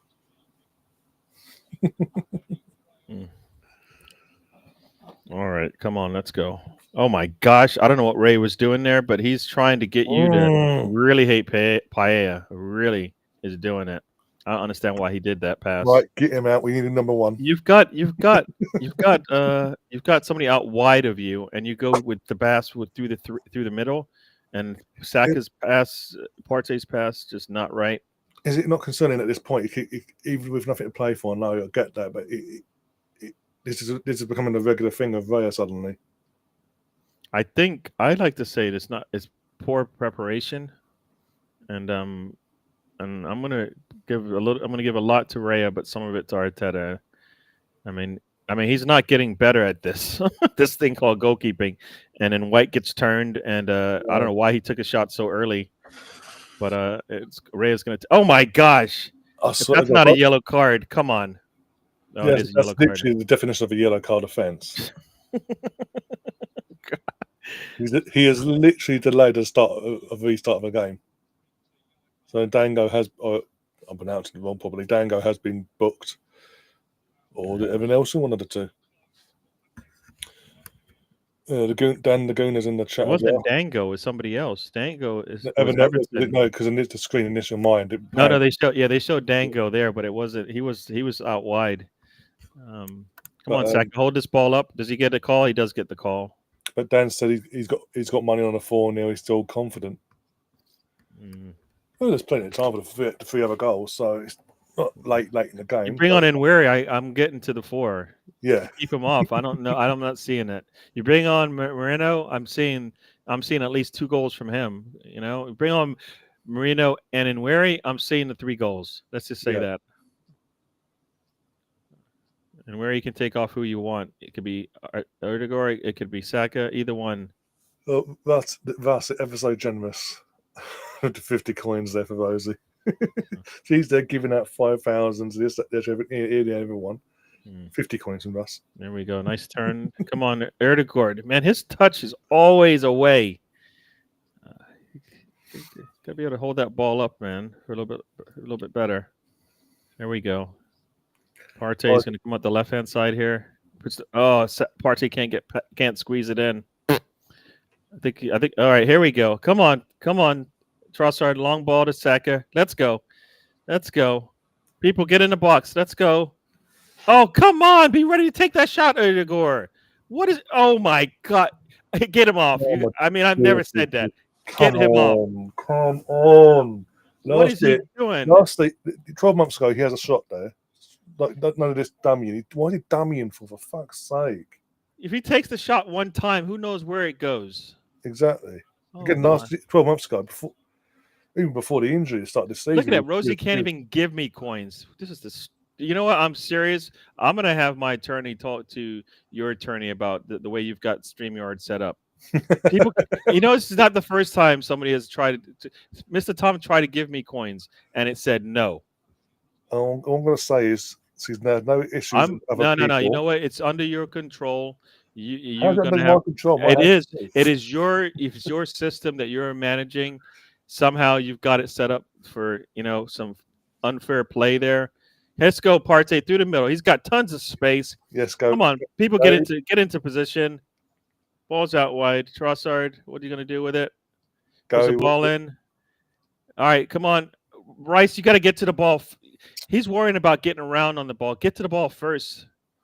Go. We'll call it unfair play. Yeah. We'll call it what?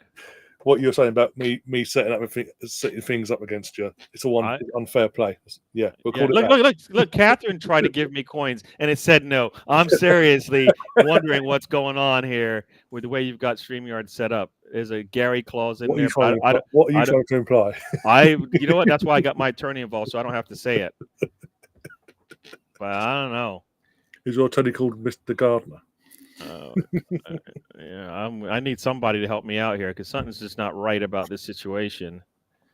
We are getting lucky that they're getting desperate and they just want to take a shot as opposed to just wait for it.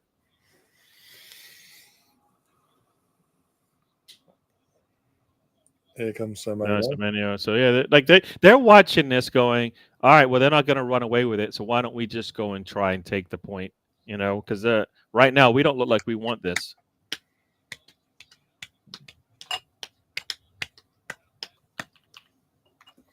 Let's see.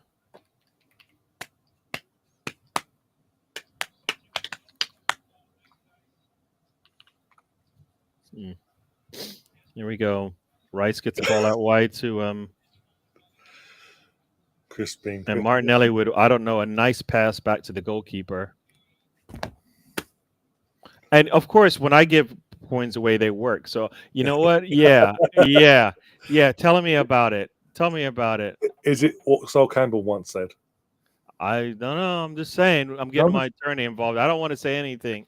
I don't want to get misconstrued here, or I don't want to say something that get me in trouble. But I'm. You think it gets me in trouble? You know what? If that's how you have it set up, then that's how you have it set up. I don't know. I've looked for your support in other ways, and you basically, what did you do? Basically, turn your back on me. Turns Mr. Tom is in the building, and Mr. Tom, Mr. Tom, 5 people have tried to give me coins, and for some reason it didn't work. But if I give a coin, it's fine. So, Mr. Tom, I need you and your firm to look into this, and like maybe help me out here. I got a nice little turnover here. This should be a yellow card. It is. Yeah. I mean, that was a nice defense to get us the ball. Yeah. Rosie, I'm trying to give you coins. I was trying to give you coins because you tried to give me what coins?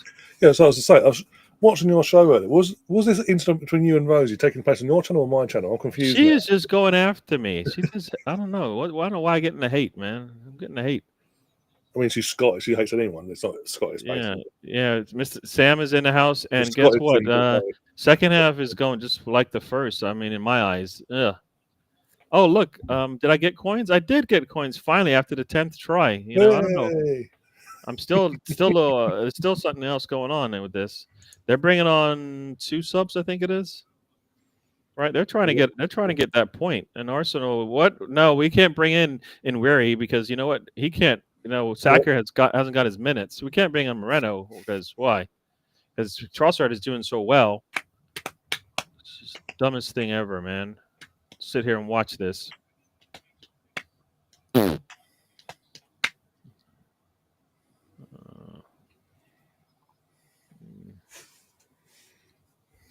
Ay. Come on. Okay, Chris. Okay.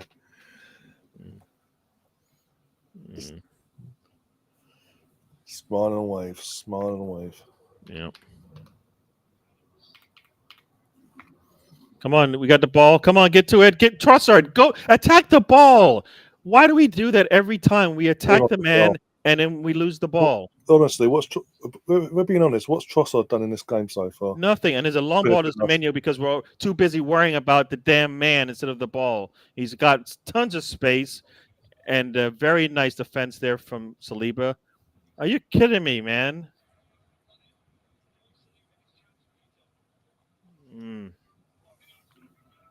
And Arteta's still sitting there going, I don't think I need to make any changes. This is right. This is all right. Yeah, this is fantastic. Semenyo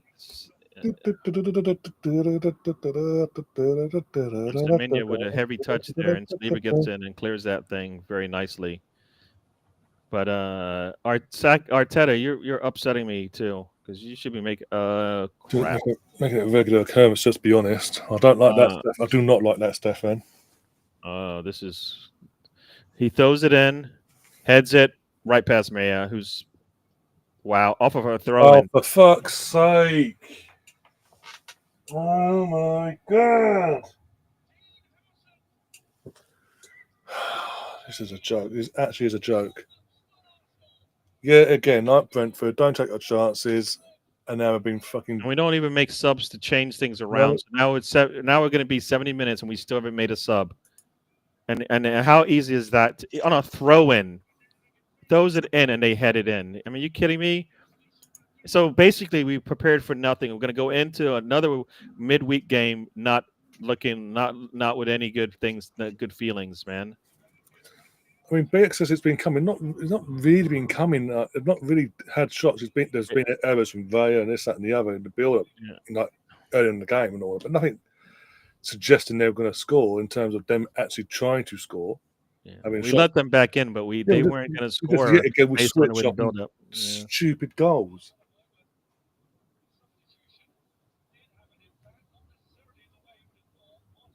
That's like, and our captain just stands and looking at the ground, feeling sorry for himself. Because you don't want to damn do anything, man. We're still no subs, man. Come on, Arteta. You got to do something. Help these guys out or something. You're not telling them to do anything different. You're not bringing on anybody to change things up. So these guys have to sit there and just take it. As it stands, it's draw 13 in. Another draw. No, it's 14 if we stand. Fantastic. And this is another goal winning position again. Probably, I think this is our 7th or 8th, probably our 8th game. First shot on target. There you go. It says it all. First shot on target. Yeah. Give me fucking strength for this club. I thought we were past this bullshit. And I talk about performances all the time. Can you come out and have a performance? I don't care if we lose, but performance has got to look good. And today the performance has not looked good once again. And then we're going to try to change it, go 180 degrees and play better on a Wednesday in a do or die match. How does that work? How do you just turn it on like that? You know, we're not a team that has shown that we can do that. I think we like to trend in the right direction and come in to work on, to get better, Come on, let's go. Come on, make the sub, man. Make the sub.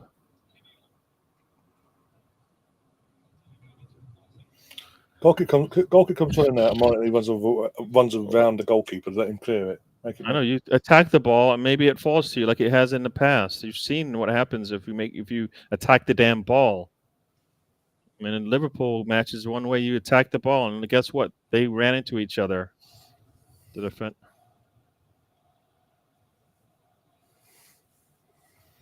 Trossard off, Erdegaard off. Sackers just needs to come off because Saka needs to rest.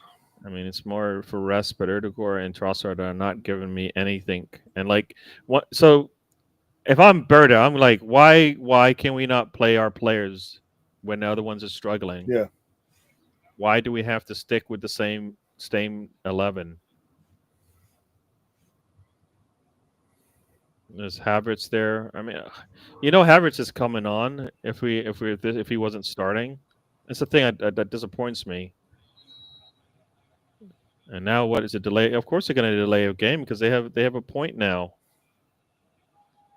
Come on, let's hold on to this ball. Come on, Partey, nice defense there. But oh my gosh.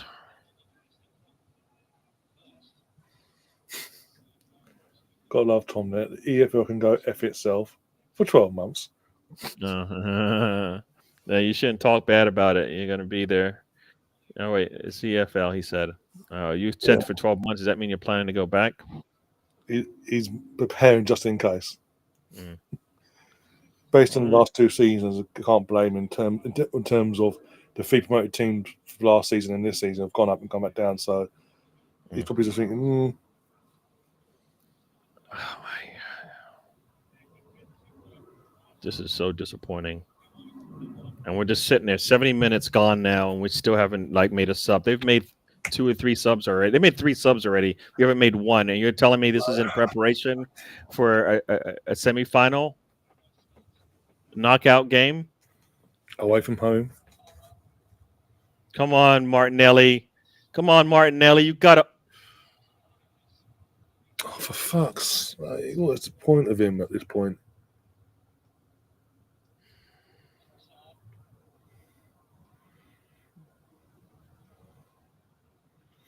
It's not that I don't want it. It's just that overthinking things out of shit in the bed yet again and overthinking it and trying to force the issue. Ben, why you don't do that, dude? Just put yourself in danger. Come on, Erdegaard. There we go.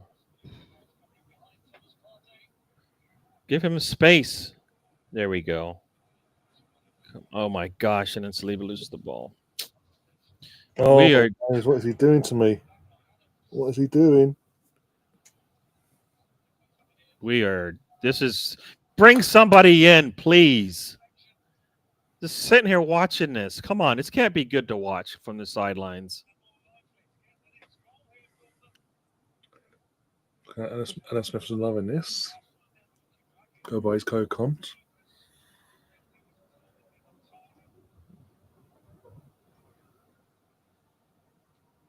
Just sitting there watching this. Also going to say this about the goal, Raya. If you could dive, that'd be fantastic.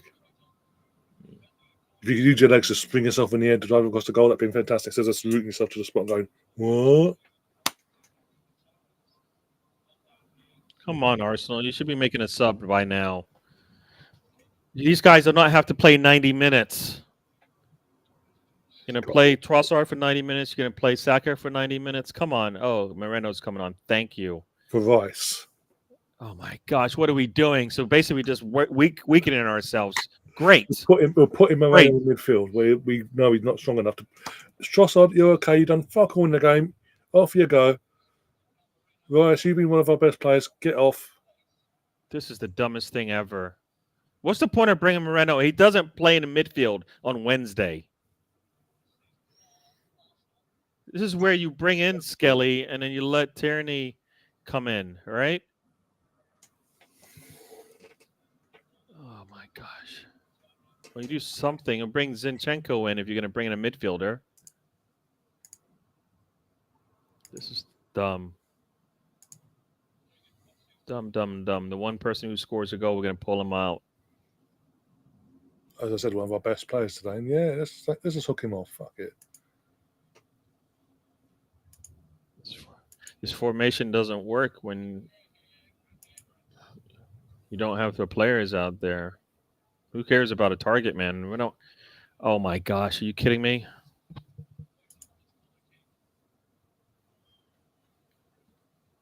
Oh fuck! Oh, Raya can fuck off. Odegaard can fuck off. In the summer, they can all fuck off.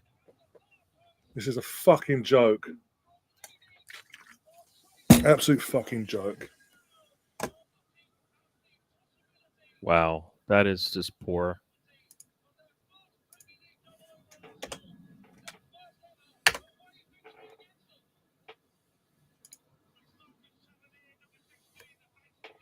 Erdegaard once again is like, what are you doing?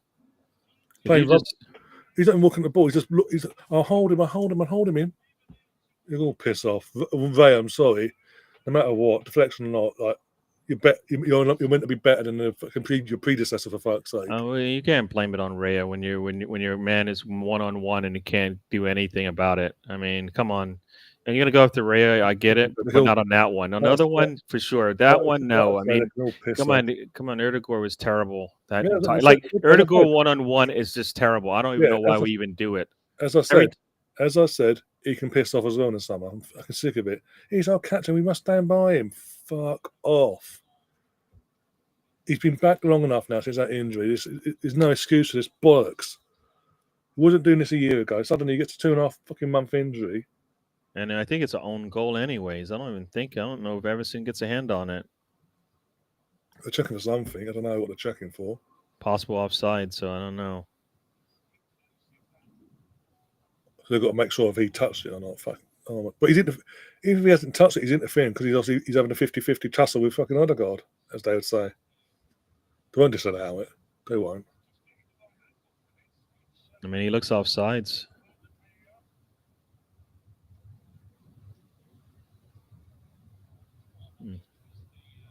This is so stupid. And we still are not bringing in anybody.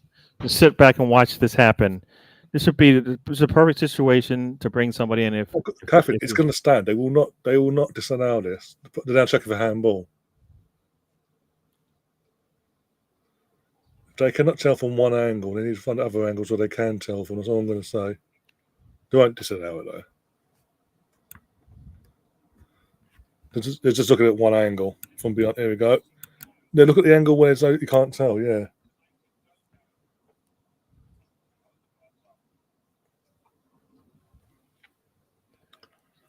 Oh, that's off his elbow. That probably comes off his under elbow.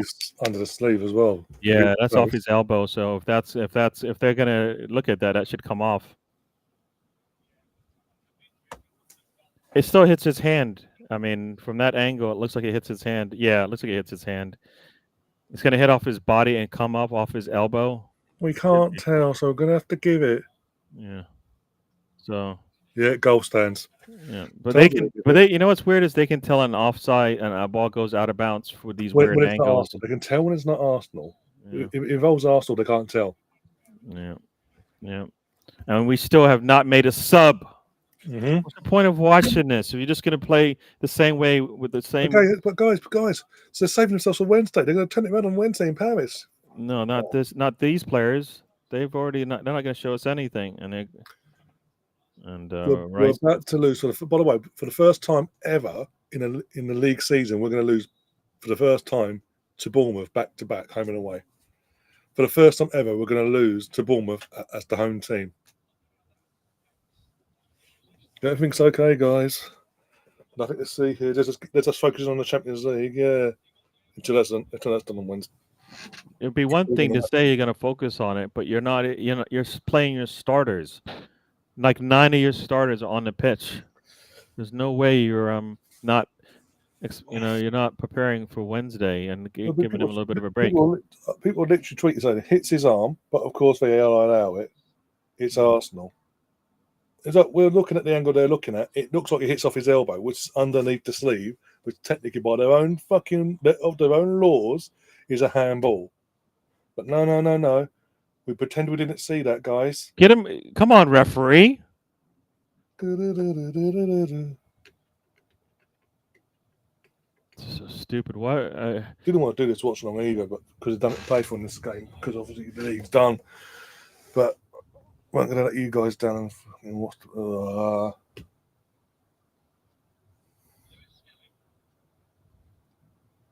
Come on. Don't take it outside. You got to take it inside, Martinelli. Come on. You make a run like that, and you get pushed right.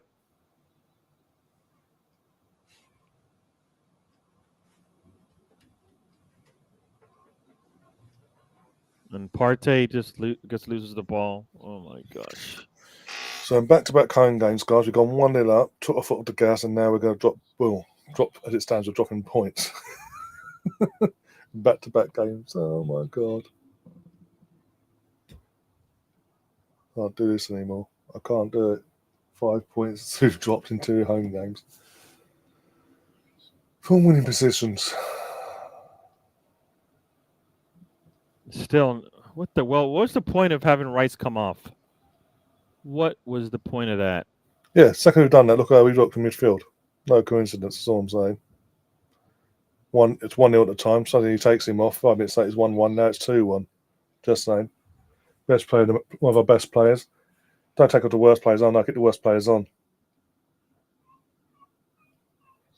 Oh, you know what? I'm at a point with Arteta, no matter what happens on Wednesday, yeah, in a good or bad way, bin him off. I'm at the point where I want him to be binned off this summer. I can't give the guy another season. This is what we're going to have to put up with when he gets a few knocks here and there. Yeah, we might not get a win until maybe Southampton, because we play Liverpool and then we play Newcastle. Like, where are we gonna the way we're playing right now? How in the world are we gonna come out? Like, you lose in the semifinals, you're gonna come back and play better against Liverpool? I don't see it. And then if you do make it to the finals, are you gonna come out and play? Look at what we've done so far. And we still haven't made a sub. We're in the 80th minute. What in the world are you doing? Since Bournemouth subs, shots on target 4 for Bournemouth, 2 on target, both went in. Arsenal, nothing. What are you talking about? Albert's probably saying, why are you not making a sub? What's the point of this? This is not good morale to go into a game, the biggest game you're going to have in your life. Terrible preparation. Still no Wanyeri, still no... Yes, nothing, basically. Yeah, Erdegaard, we're saving Erdegaard for, I don't know. So more people can be pissed off at him. I want to see us win the league title for once and actually get over the line. And I'm actually losing faith in the manager because, you can say, they might have accepted that Liverpool were going to win the league at whatever point. But the performances, you can't just go, we'll turn it off for the league, but turn it on for the Champions League and do it on a regular basis and hope you don't get caught by everyone else. After today, we've got 3 games left after today, and Champions League is not a secure thing for us mathematically still. And we're second. Like you said, we've got Liverpool next, and then Newcastle, then Southampton. I'm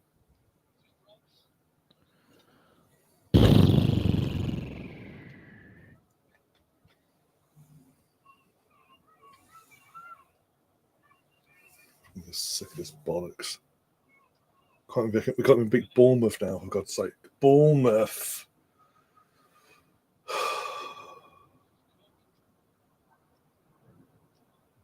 Martinelli can piss off as well. Look, what is Martinelli doing?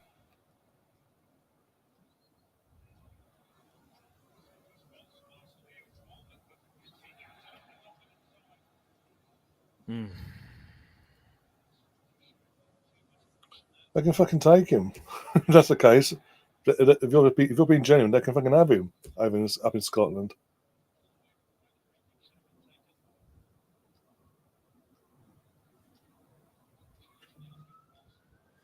Right, yeah, no doubt about it. Trossard just boots it into a defender standing in front of him. Bertha's got to fucking have a word with him. He's got to have a word with Arteta and say, you need to fucking wise up in his next few games or else you ain't getting a season under me otherwise. I'm not fucking going to do Gaspar. I'll just let you get away with murder, quite literally.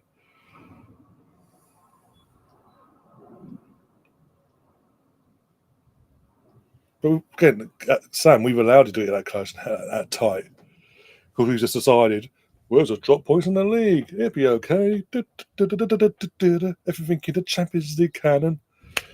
And guess what? That's falling fucking apart as the day goes by. Oh boy. Yeah. It's okay, Arsenal. No, it's okay, Arteta as well. It's okay. It's only Man United and Tottenham in the European final against each other with a chance of having a better season than us. And they're fucking.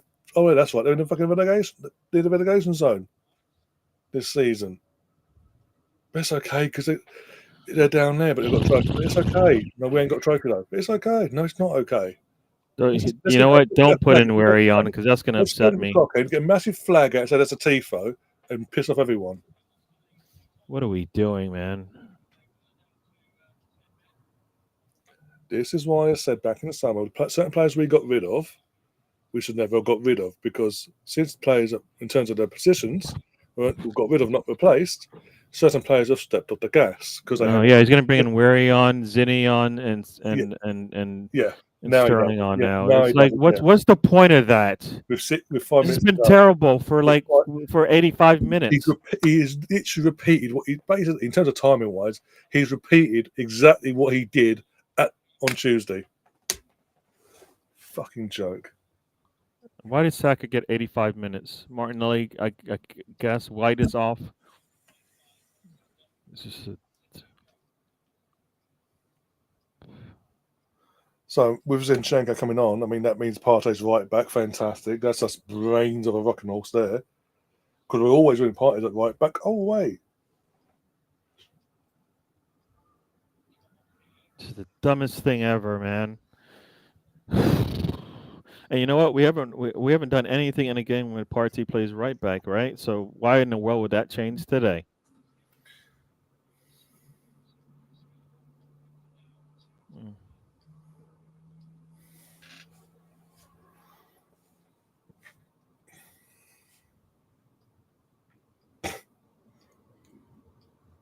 And of course, they're going to drag this thing out. I mean, we won't get the ball again until about 87 minutes for sure.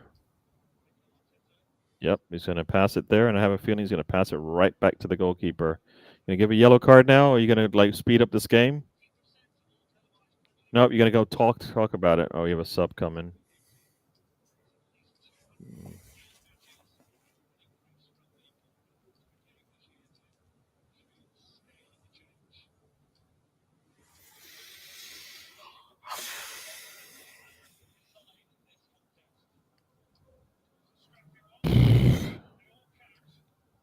Yeah, especially at the elbow, Adam Smith. Adam Smith says it's a scrappy one, but they all count, even if it's illegal, eh? By the letter of their own laws. And I'm going to get people going, well, they couldn't really tell. It literally hits off his elbow, which is by the letter of their own law as a handball because it's underneath the sleeve. I'm sick of it. I'm done. And then you've got Lee Dixon saying they put on a performance today. Like, oh, you mean like in the last 20 minutes? Is that what you mean? They have not put on a performance today. What in the world is going on? Are you serious? Oh my God, my back hurts. Are you kidding me? My team's winning suddenly. My back hurts, guys. I need to stop the play so you don't equalise. I'm going to equalise anyway, but that's not the point. He's okay now. Look at that. The guy was injured, like he couldn't get up off the floor, and now he's fine running. Stupid referee. Remember that rule last season? They brought in saying if a player went down injured, they'd have to go for 30. No matter what, they'd have to go for 30 seconds. Amazing how that rule got eradicated in no time. And we're back to the time wasting tactics like this again. Oh boy, go about.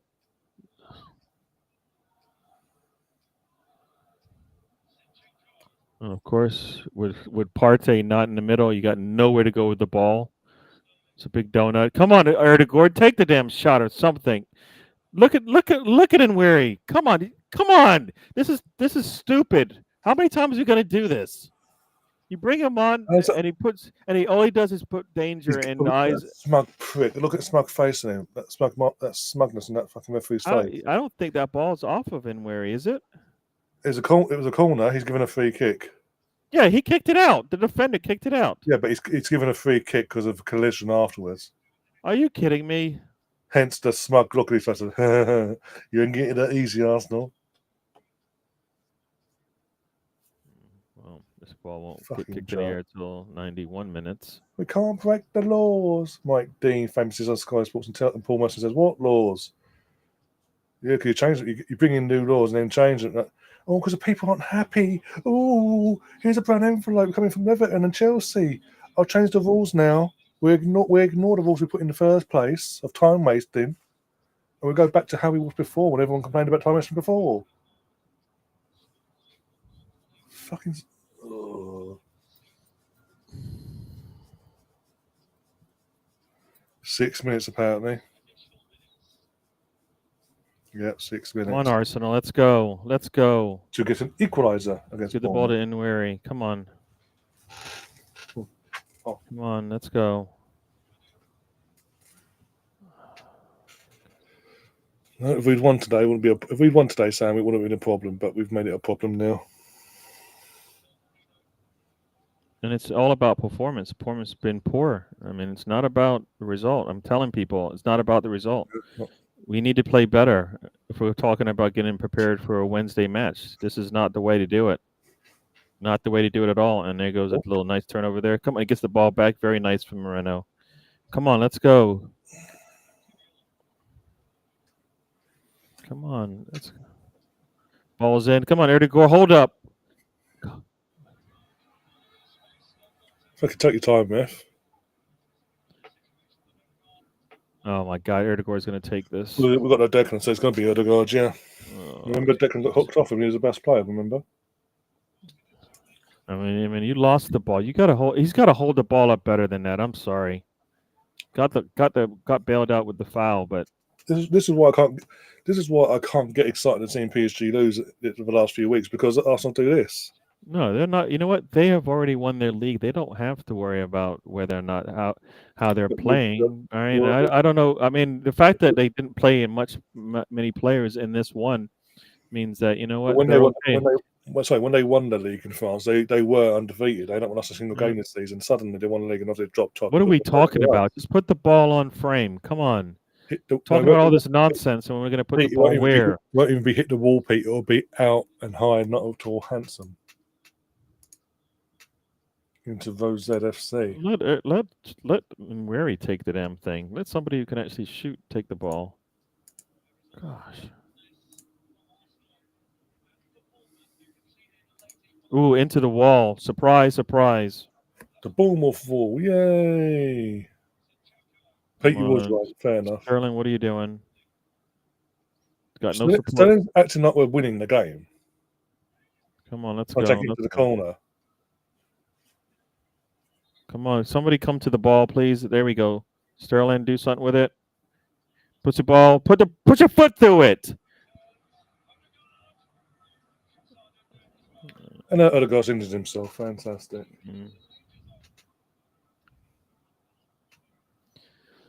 The one time I wanted him to take the ball. Am I going to injure The irony is, though, one time he actually has a shot. First time of asking, he does himself an injury. And he does it. Yeah. Just yeah. Yeah, he I don't know. Does he even hit the ball? No, hit the fucking boot of the fucking defender. I don't think he hit the ball. Jeez. Oh my gosh. All right. Well, it looks like he's all right because I don't think he's off the pitch, right? So. Oh my gosh, we have to go all the way back there. A long ball. Come on, get to the ball, Partey. Or is that? Yep. When you got Partey running for a ball like that, I'm just like you see him stretch like that. That's not good. Yeah, Sam, you don't want to see the second half. It's terrible.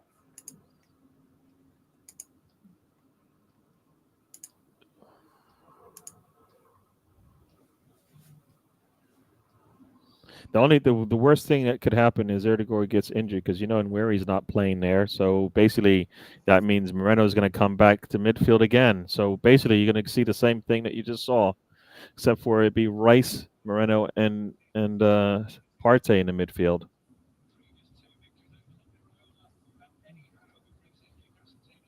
Because we don't want to play Nweri because it's too big of an occasion for him. Oh, Semenya with the ball. Kluivert's is going to dribble through 3 players. Every 50-50 ball goes their way. Got 90 seconds left over here. And, yeah.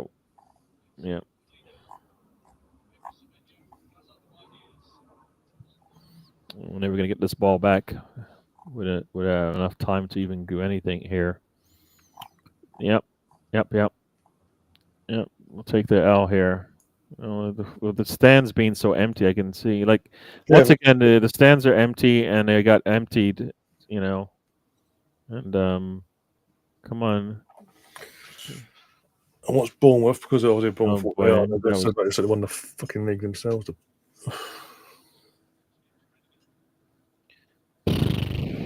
Yeah, how you go from a space of 12 months being one of the best teams in the country and in Europe to literally fall off like this? I thought we're past this nowadays, but no, we've gone backwards, back into the good old days of these performances, these results.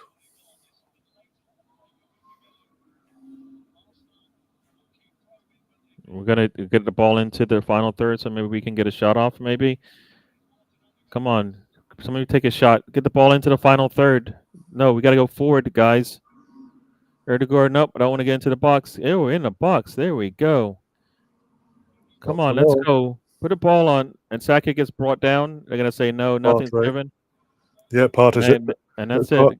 The game's probably over because he's not gonna. Even if they said they're gonna say he was outside the box when he got fouled, even though, yeah, he was outside the box when he got fouled. So yeah, they're not gonna. Even if they called it, goes down easily. Partey going for that. Partey in that situation is the dumbest. That's not gonna work. I'm sorry. I don't care what happens in terms of Wednesday, no matter good or bad result in terms of us getting to the final or not.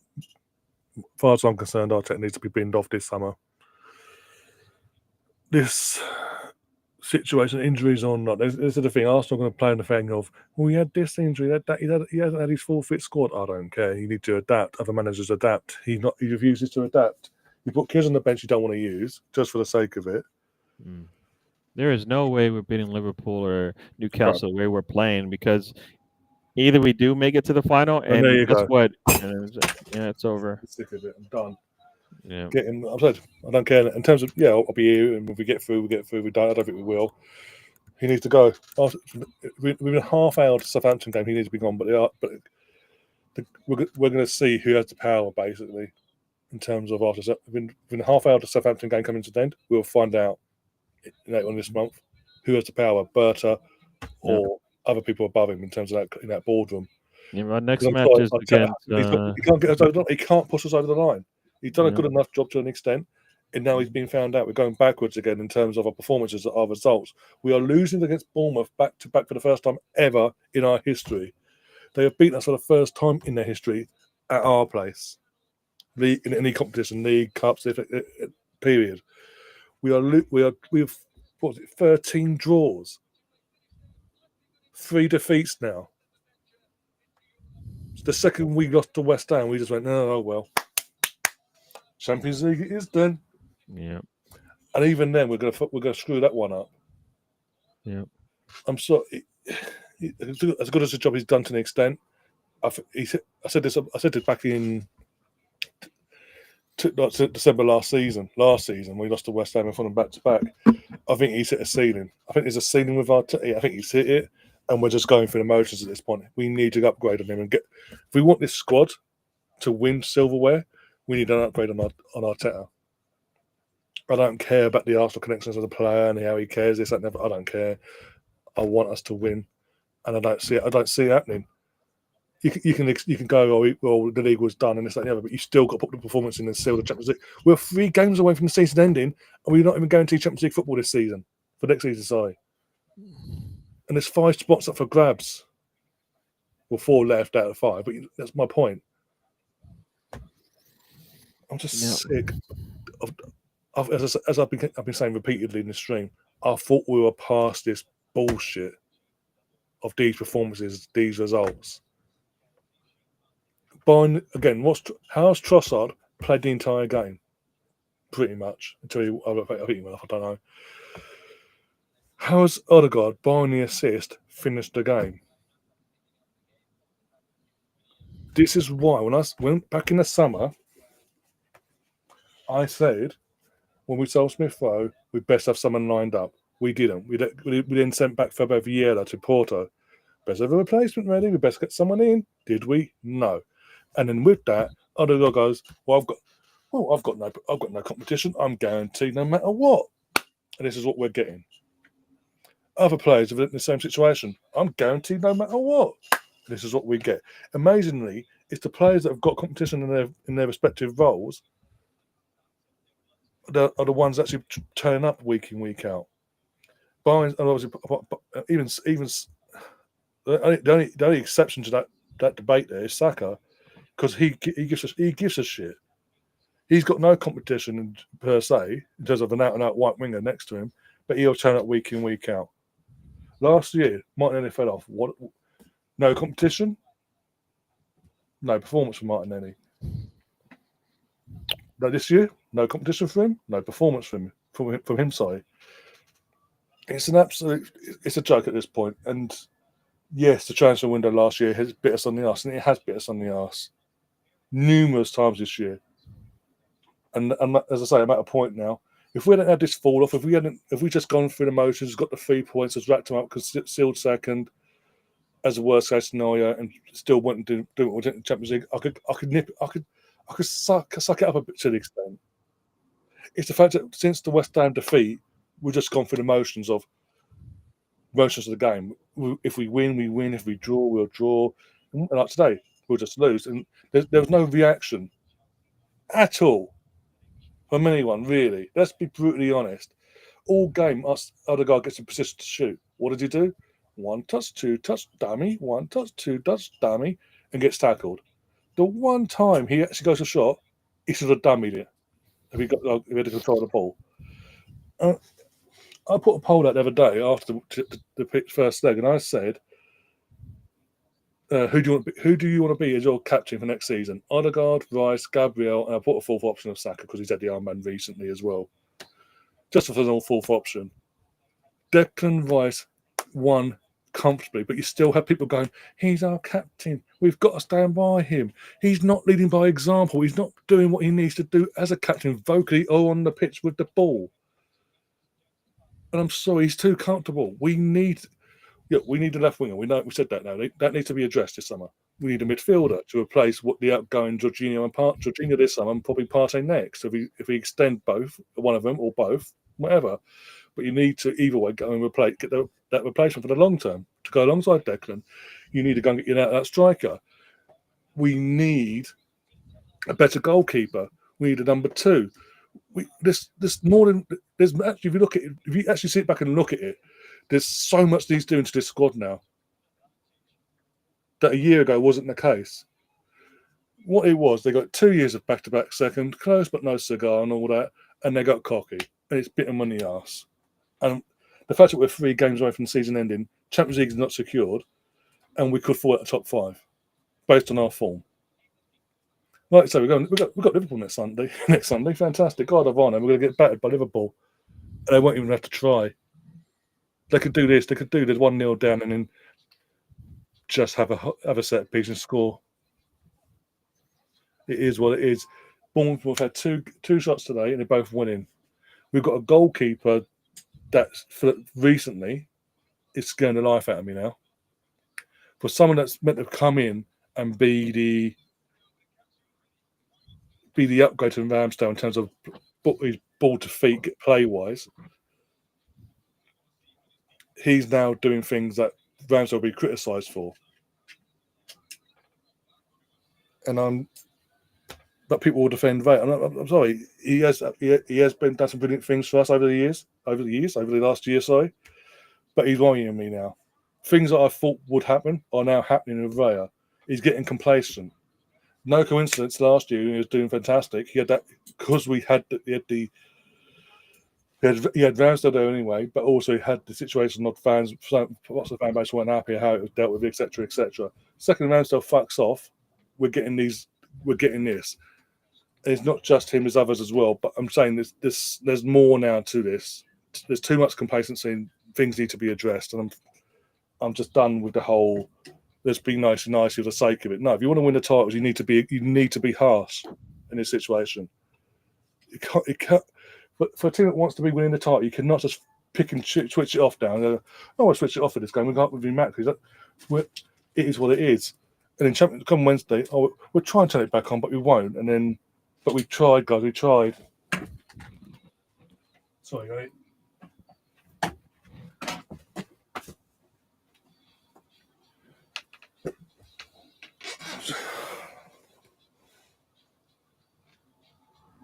I don't know what to say. I don't know what to say. I don't keep ranting, but even Pete would say I think it's phased. So, yeah, this is what I'm saying. No matter what happens Wednesday night, if we get to the final or not, if we don't, within the half hour of the Southampton game being done and dusted, he needs to be got rid of, so we can then spend the off season getting a replacement in.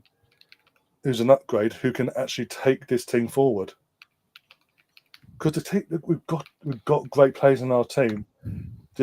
We just need to make additions to make them get their head out their arses. Some of them, and the other ones that are still doing their bit. I mean, what manager worth their salt takes up the best midfielder today? The person that scored today, the person that was putting everything. One sec. Yep.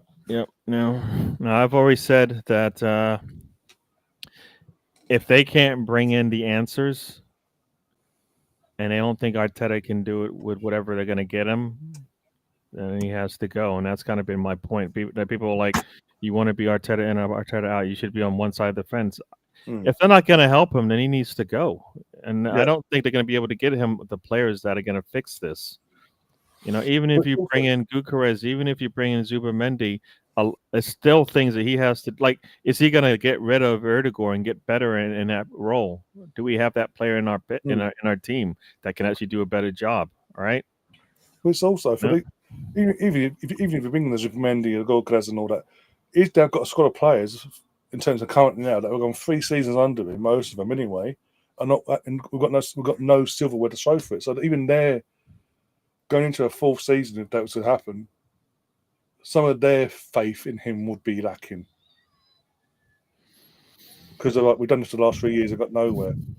Injury. And the annoying thing is, I know for a fact the club would put it down to Injuries here, injuries there. Everyone's had, probably Liverpool, everyone's had injuries. They've all had to suck up and move on. He just, when we've had injuries, he puts kids on the bench and doesn't use them.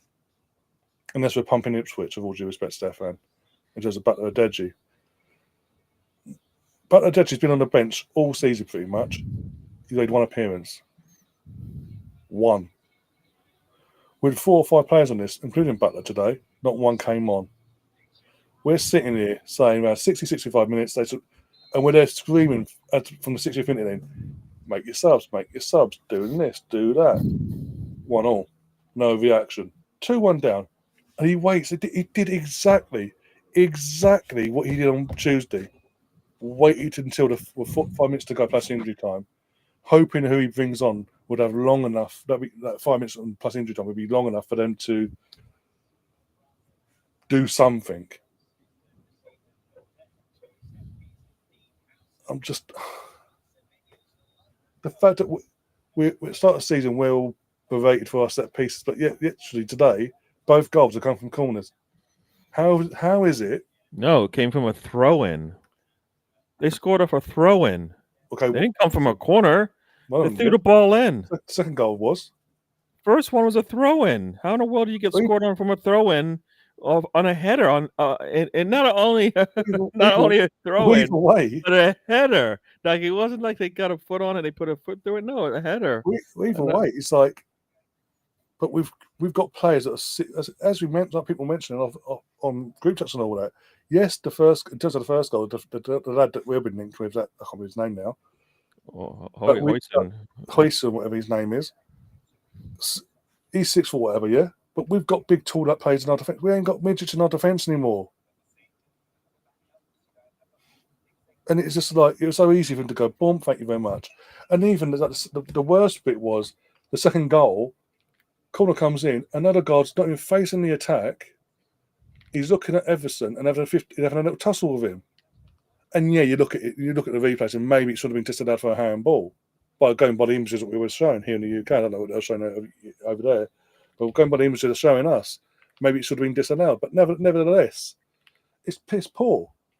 How can we be so good offensively on set pieces, but when it comes to the defense side of things, we're so poor at it?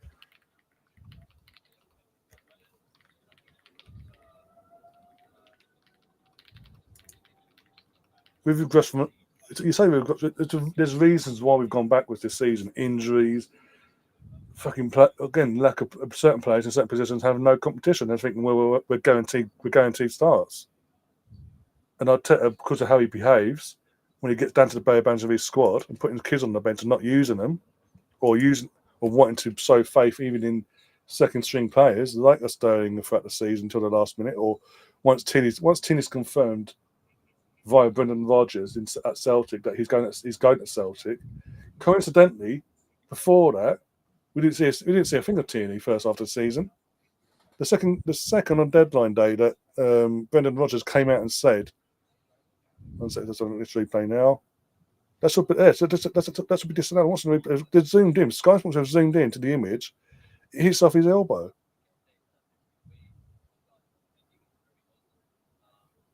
But nevertheless, it's like,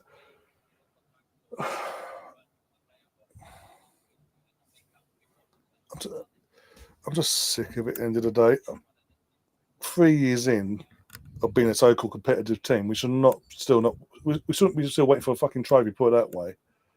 Yet again, we've gone with the FA Cup side of things. Yeah, we're getting knocked out by Man United. Piss poor Man United. We're getting knocked out by them home on penalties. Oh, semi-finals Newcastle. We won't even try to let them walk it to the final. And now it's like the league we just gave up on.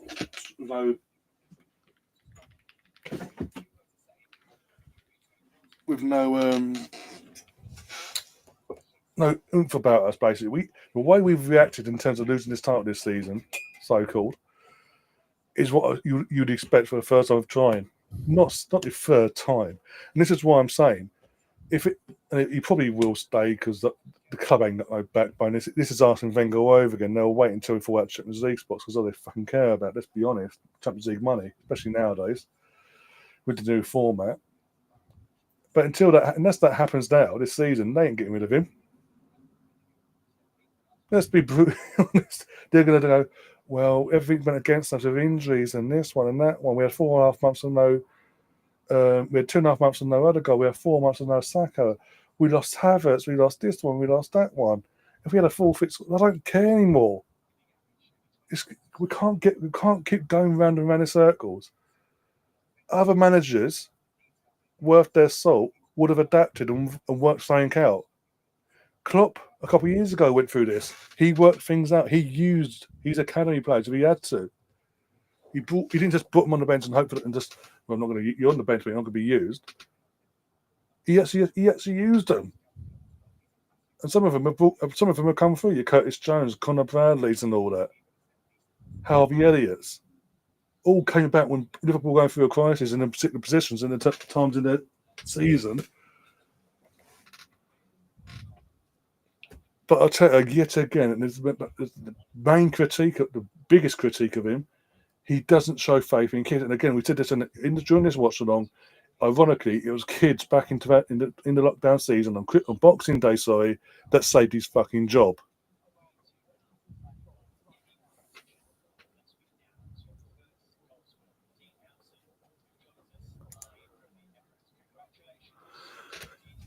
Stefan says, I agree. Arsenal should have kicked on, but you've got Europa Champions League. Yeah, but even in the semi-final, like we saw in the first leg, I know there's still a leg to go, we're still in it, but in that first leg, we saw the occasion got to the players, pretty much the entire players for the first half hour of that tie, let the occasion get to them. And it's just... And that's concerning at this point. 3 years into it, that's concerning. I'm sorry. As I say, I'm very much, as you can tell, I'm very much leaning to getting him out. Just get us an upgrade in terms of our head coach or our manager, basically. Because I think he can do. He can only do so much. He's hit his ceiling now. He's got us to a point. We need someone to take us over that line. I can't see him being that guy now. I did at one point, but not anymore. And that's with us in the Champions League semi-final. And if we performed a bloody miracle on Wednesday and got to the final in Munich, I'd be excited for the final as an Arsenal fan, but I wouldn't have faith that Arteta would be able to get us over the line because of what we're seeing now and what we've seen for the last 2 years. Yep. I believe in trends. This is not a good trend. Not a good trend at all. You're supposed to be able to build on your previous game. All we've done is gotten worse. Since we beat Real Madrid, we haven't come out and performed well at all. I mean, Real Madrid was 3 games away, and we have not come out. I think it's 3 games away, right? Let's see. I think we have not come out in the last 3 performances and done well. Crystal Palace draw, PSG loss, and then we've got another back-to-back loss. I think in terms of the season, we've only done that. We did that Newcastle and Inter, so we might not lose on Wednesday, but we need to win. So you know what I mean? We need to win. This is when they say taking your foot off the gas and coasting. This is what it looks like. The team's coasting, and I have always said they are not a team that can just take their foot off the gas and then put it back on when they feel like it. We're not that type of team. Not the way we've played all season. I don't expect it now. I don't expect Arteta to, we talk about the managers getting something out of his squad. I don't see how Arteta, who's never, I felt, got something out of his squad, going to get something out of their squad now. Right? And then you know what he's going to be doing? He's going to be talking about PSG. He's going to be talking about Liverpool and Newcastle. I mean, we might not win a game. We might have a 4-game losing streak based on the way that we are performing right now.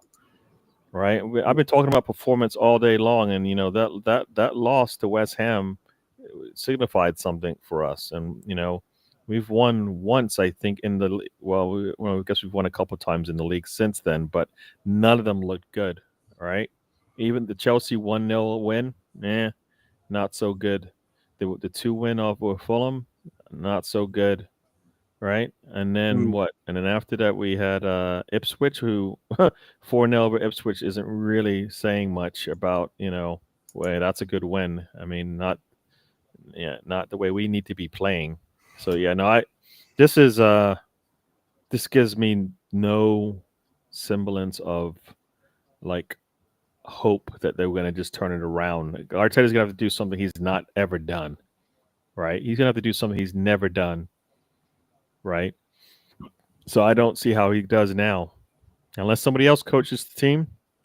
Unless Next, Albert so, the team, I don't see how he's going to turn this around. Where they're going to come out and play like this today, and then they're going to play so much better on Wednesday, performance-wise. I mean, we'll see about if Ben White came off just for the rest, or did Ben White come off because he got pushed a little bit too much. I we had most of our players we play 90 minutes, if not 80 plus minutes. What's the point of this? Like after 45 minutes, I was talking about having subbed at least 3 players. yeah, Liam's just And we did no. I mean, no, Liam. Liam just sent this to me, by the way. I don't know if you're about to see. Are they like full time, Martin Nenny, and Everson having a nice little laughing joke at full time. Well, when Saka was missing those shots against I think it was Crystal Palace. I think it was, or maybe it was Ipswich. I think it's Crystal Palace, right? He was missing those shots, and he was kind of giggling with himself. I'm like, it's not that he was giggling. It's that, dude, you need to be on because we need you to be able to make those types of shots when you play in bigger games. Yeah. Right. I don't see him scoring against PSG the way he's been played and the way he's been performing. He's not there. Erdegaard won't even take a shot probably on Wednesday, so you're not going to see him scoring. Rice is going to have to do it all over again. Partey, of course, looked rusty. It's probably a good thing he did play, but he didn't. I don't think he needed to get the rust off. I think he's too old to be he's too old to be just taking games off the way he has, and then moving him to right back is when that's when you sub him. That's when you sub him. When you feel like you got to move him to right back, sub him. I don't care what we do with the lineup at that point. Sub him. Don't put him in right back. Are you kidding me? If this is to win a game to go into the finals, I get it. This is not that. This is not that. This is just to put him in a position that he can play. Nah, all of this is just too much. This also I'm looking at the table. I'm looking at the table now. Obviously, after today's game, we're 67 points. We're in second. Man City are 3 points behind us.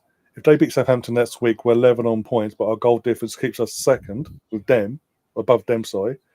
If Newcastle win tomorrow and next week, we're currently behind Newcastle and looking over and hanging on with 2 games to spare.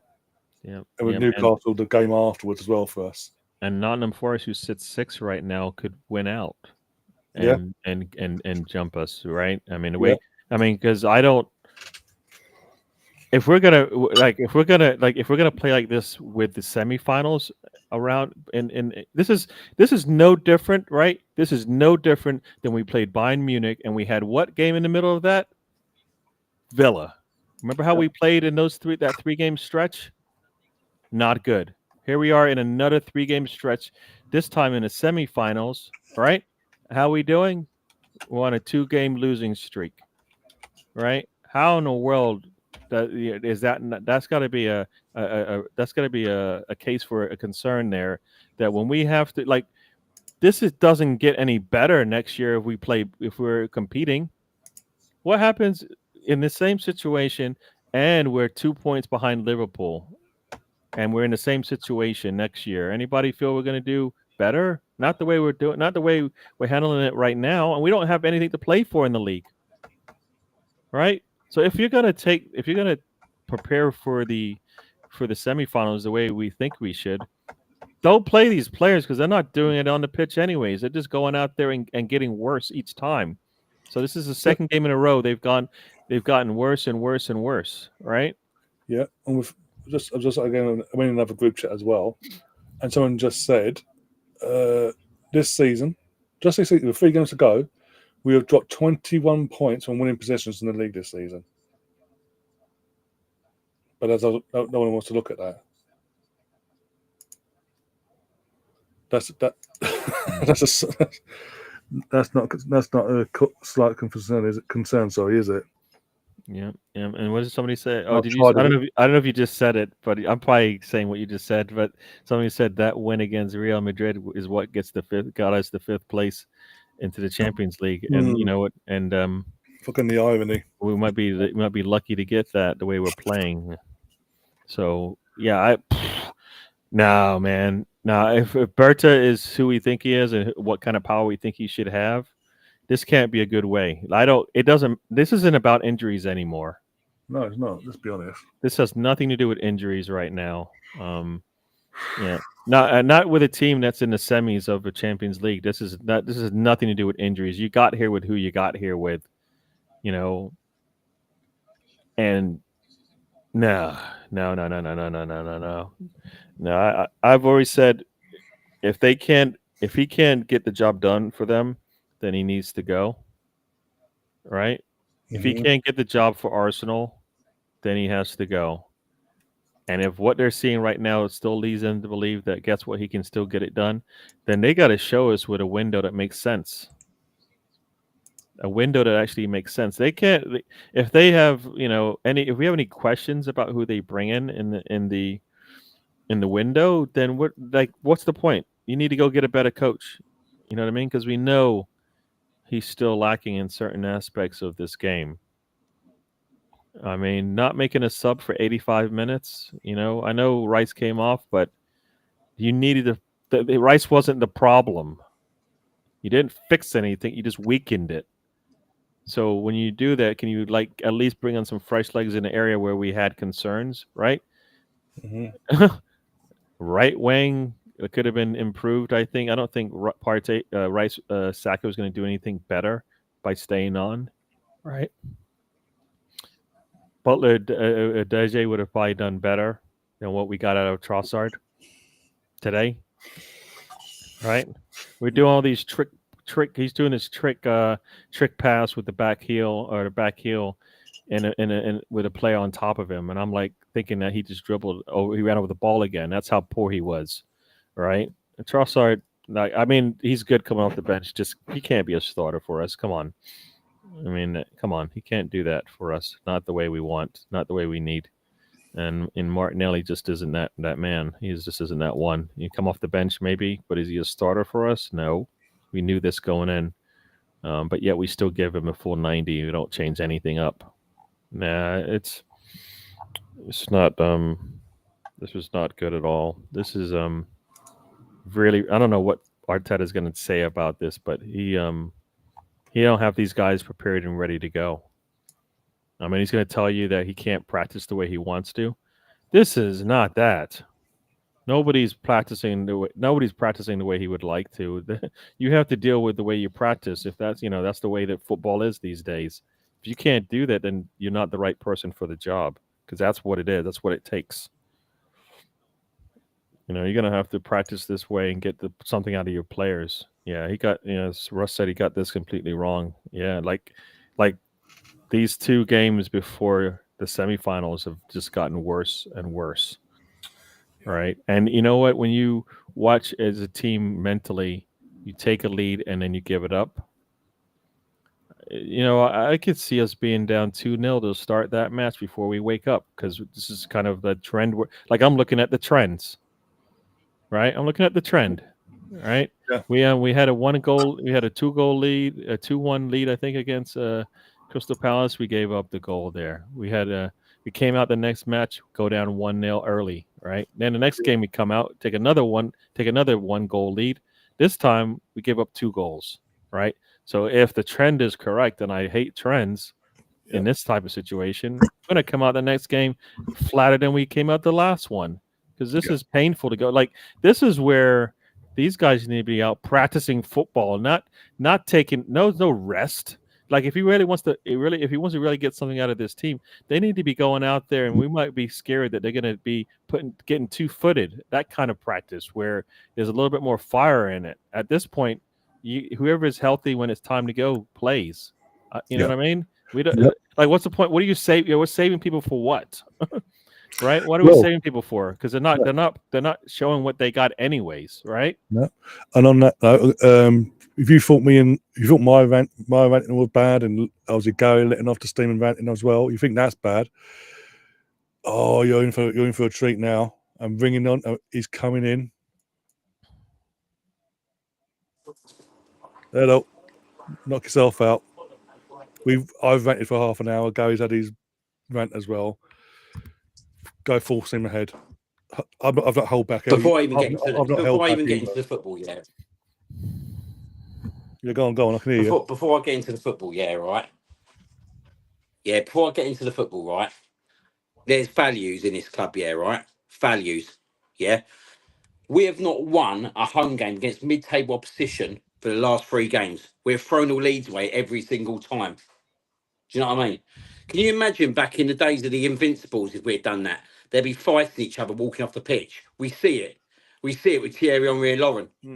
But you've got Gabriel Martinelli. Gabriel Martinelli walks in off the pitch with a fellow Brazilian with his teeth whiter than white, smiling. What are you smiling about, mate? Are you smiling because you missed loads of shitty chances against Paris Saint-Germain the other day?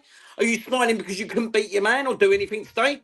What are you actually smiling about, mate? Because I'll tell you what, right? There's 60,000 fans that turn up there every week, yeah, right? Turn up every absolute week, yeah, right? Cheer you on. They pay your wages, yeah, right?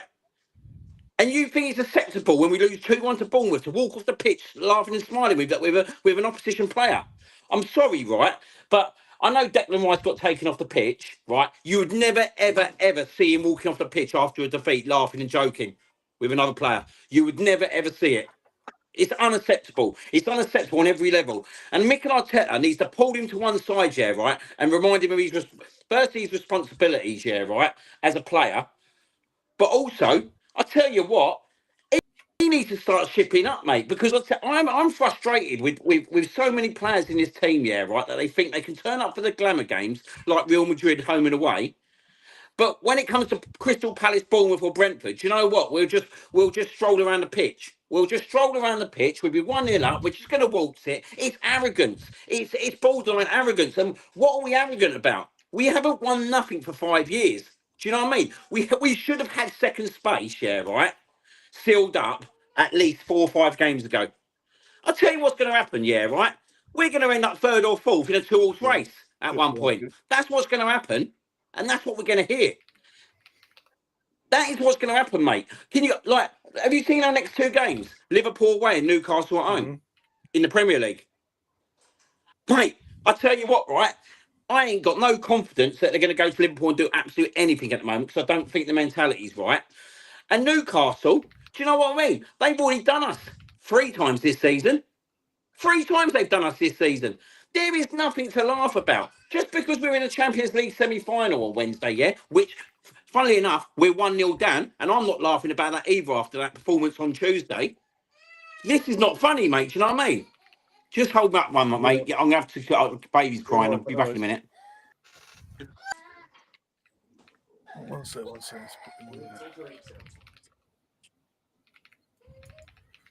Right, put my meat away. That was a little one. That's part 1. Well, if I don't laugh, I'll cry. It's to that point.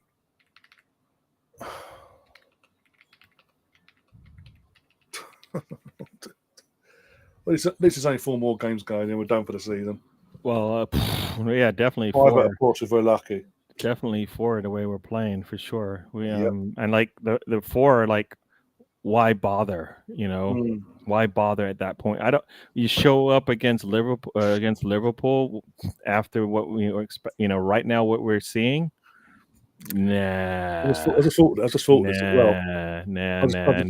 I've just thought of this.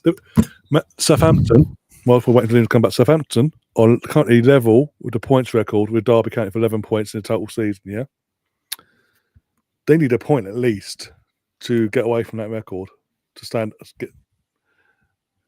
Yeah, we can't hold on to a 1-goal lead in any game we've played. I guarantee you, it's at St Mary's Stadium as well. Last game of the season, if they need a point, we'll give them 3. No, the way we're playing. Yeah, yeah. It's Southampton. Yep. Yep, and it's not, and it's crazy to think that, you know what? Yeah, that could happen because he's got, like I said, he got this all wrong. He's got these guys not mentally prepared, and you know, as much as there's the Arteta haters and Arsenal haters in terms of the way that we're playing these days, Arsenal keeps showing them why they're correct. Why they're correct. Like, why you're like, all right, we're gonna play our starters. We're gonna put 9 of our starters on the pitch, and then when they come out and perform like it's a practice session. They didn't come out to play today. No, not at all. And then now we're supposed to like feel like they're gonna turn it on, like you said. Nah, it's one thing. How are they gonna turn it on? What are they turning on? How do we've never seen them turn anything on like that before in from back-to-back games, right? We could go winless in 4 straight games with Southampton needing a point to at least feel like, you know, they got something out of this season, right? They're going to put everything they can into it. It's going to be an ugly game. It's an away game. If we continue where we're go into that match feeling like what? Crap, right? Feeling like crap because we just had a Liverpool-Newcastle run that Newcastle needs to win to make sure they can stay up. Liverpool's not going to want to lose at home, right? I mean, there's nothing. This story doesn't sound good at all for Arsenal. And once again we're going into the matches where, you know what, we're going to look back at all of these losses and draws. Like every loss and draw we've had, those are where the points were lost. Not against Newcastle and Liverpool late in the season. Not again. You know, those are the ones that are going to hurt. So as I've said before, if Berta feels he can bring in the players that get Arteta across the line and he wants to hold on to him, cool. But if he can't get those players, and I think we talked about the best scenarios. If he can't get those players that gets Arteta across the line, he's gonna have to like make a serious decision whether or not he's got the right man for the job. Like, I think we're better than this. So if Arteta can't get us across, like we got a semifinals coming up. How are they not prepared to play this game? Like, coach is like, I'm going to put my starters out there. Go out and show me what you got. And they went out there and stunk it out, right? This is terrible performance. Once again, 3 games in a row, poor performance. When you look at the body of work for 90 minutes, we did it. We played 270 minutes of crap football, right? Since we won at Real Madrid, what have we done? We won the league, right? We won the Champions League already. People are gonna say, and then we took our eyes off the prize, right? And we looked like it. Came out against Crystal Palace, couldn't finish. Came out against PSG, got smacked in the mouth, and wasn't able to redeem ourselves. And then today, once again can't finish the job. 1-0. We make a sub. Damn, if not a couple of minutes, 10 minutes or so later, we're down 2. On not even open play, on set pieces. We're supposed to be good at that kind of stuff, right? Set piece, the ball is dead, and they scored twice on us. Come on. You know, we're not prepared for this. But we're not actually good, are we? If you look at, I see a stat today from a defensive point of view. I think we're one of the worst. So it's Nicholas Jovia, and for all the merits that he's got about us scoring headers, which is fair enough, what's he doing about us conceding the goals? Do you know what I mean? Because, mate, let's be honest, right? You look at these games, yeah, right? You look at the Brentford game, shocking goal we conceded, yeah? You look at the Crystal Palace game, absolute shocking. Do you know what I mean? Even the Real Madrid goal that we give away, absolute shocking. And then you look at today's goals, yeah, right? And you sit there, right, and you start analysing, you start thinking to yourself, this is becoming a very common theme now. This is becoming a very common theme, like, across our play, that we're conceding absolute fucking shocking goals, at later points of the game, so the concentration's going. But also for me, there's a complacency coming forward as well. Mikel Arteta sometimes has to take some criticism as well. Like today, okay, I know we've got a big game Wednesday, but he takes Declan Rice off. He's taken off the only player, right, who looked like he was going to drive us forward. Yeah. No, you got that wrong. He brings Mikel Mourinho on. Yeah. Stick Mikel Mourinho up front. That's what you need to do, mate. Yeah. That's what you need to do. You need to get fucking Trossard off that pitch here, right? Because he can't play a number 9 role for love or money. He can't play the role, end of story. He's not good enough to be a first team starter for us, like Martinelli. They're not good enough, right? This is where you're saying, in the summer, Bert has got some big movements to make because he has to get a number 9. He has to get a left winger. He has to. And I'd even say, right, at the moment, Odegaard needs serious competition. And if one area is not at the level at the moment that they think that he can compete and play that role, because they're not even trying to play him in that role, they need to get someone in because it was a very good assist from Odegaard today. But let's be honest, he's been as flat as a pancake for the last 3-4 months, absolute flat. And I look at things like today with Martinelli, right, and I think, Odegaard, is he going to pull him to one side and rip the shit out of him? No, he's not. Do you know what I mean? Declan Rice will. Declan Rice would do that, but I'm not sure Odegaard would do that. And I think some of these players, right, need someone who's going to give them a kick up the arse. I'm looking at this team at the moment, and I'm thinking it's like the Wenger days a little bit, mate. It's too nicey. No one digs each other out when there's goals going in left, right, centre, do they? No one digs each other out. Mate, we lived in the best era, mate. When, do you know what I mean? When Jens Lehmann fucking cocked up for that goal at Tottenham when we won the title, they weren't celebrating about winning the title at first. They were kicking off because what Jens Lehmann had done. He went back in the change rooms and him and Sol Campbell were having a doodah with each other. We just won the title. That's what I want from our players. I want someone to pull Martinelli to one side and rip the shit out of him. But I don't think that's going to happen. I really don't think that's going to happen. And I like Odegaard, but I think he's a really good player as much. And I'm glad he got an assist today. He needed that. But he does need serious competition. He needs serious competition. Yeah. We need, because if he's going to perform like this next year, we need to have someone to play that role. Yeah, and you know what? You're saying competition. I'm saying we actually need somebody that might be a starter for us. Like competition means that, you know what, somebody's going to push him across the line, and so it's a guarantee. It's, we're going to get the best out of him. I don't know what the best out of him is across his full season, because we've seen him score the 15 goals, and everybody said that's not going to happen ever again, and we're like, oh, okay, so if that's not going to happen ever again, then what is it that he's going to do? Right, that leads me to believe that he's the best. He's going to have the best. He's going to perform the best. Because what do we like? He doesn't press the way he used to press because he can't press. So then, okay, all right. So take that off the board. No, he doesn't. His ankle is if his ankle requires surgery, right? So he'll be in a boot in the summer, waiting for the ankle to heal, right? And then he's going to try to get better.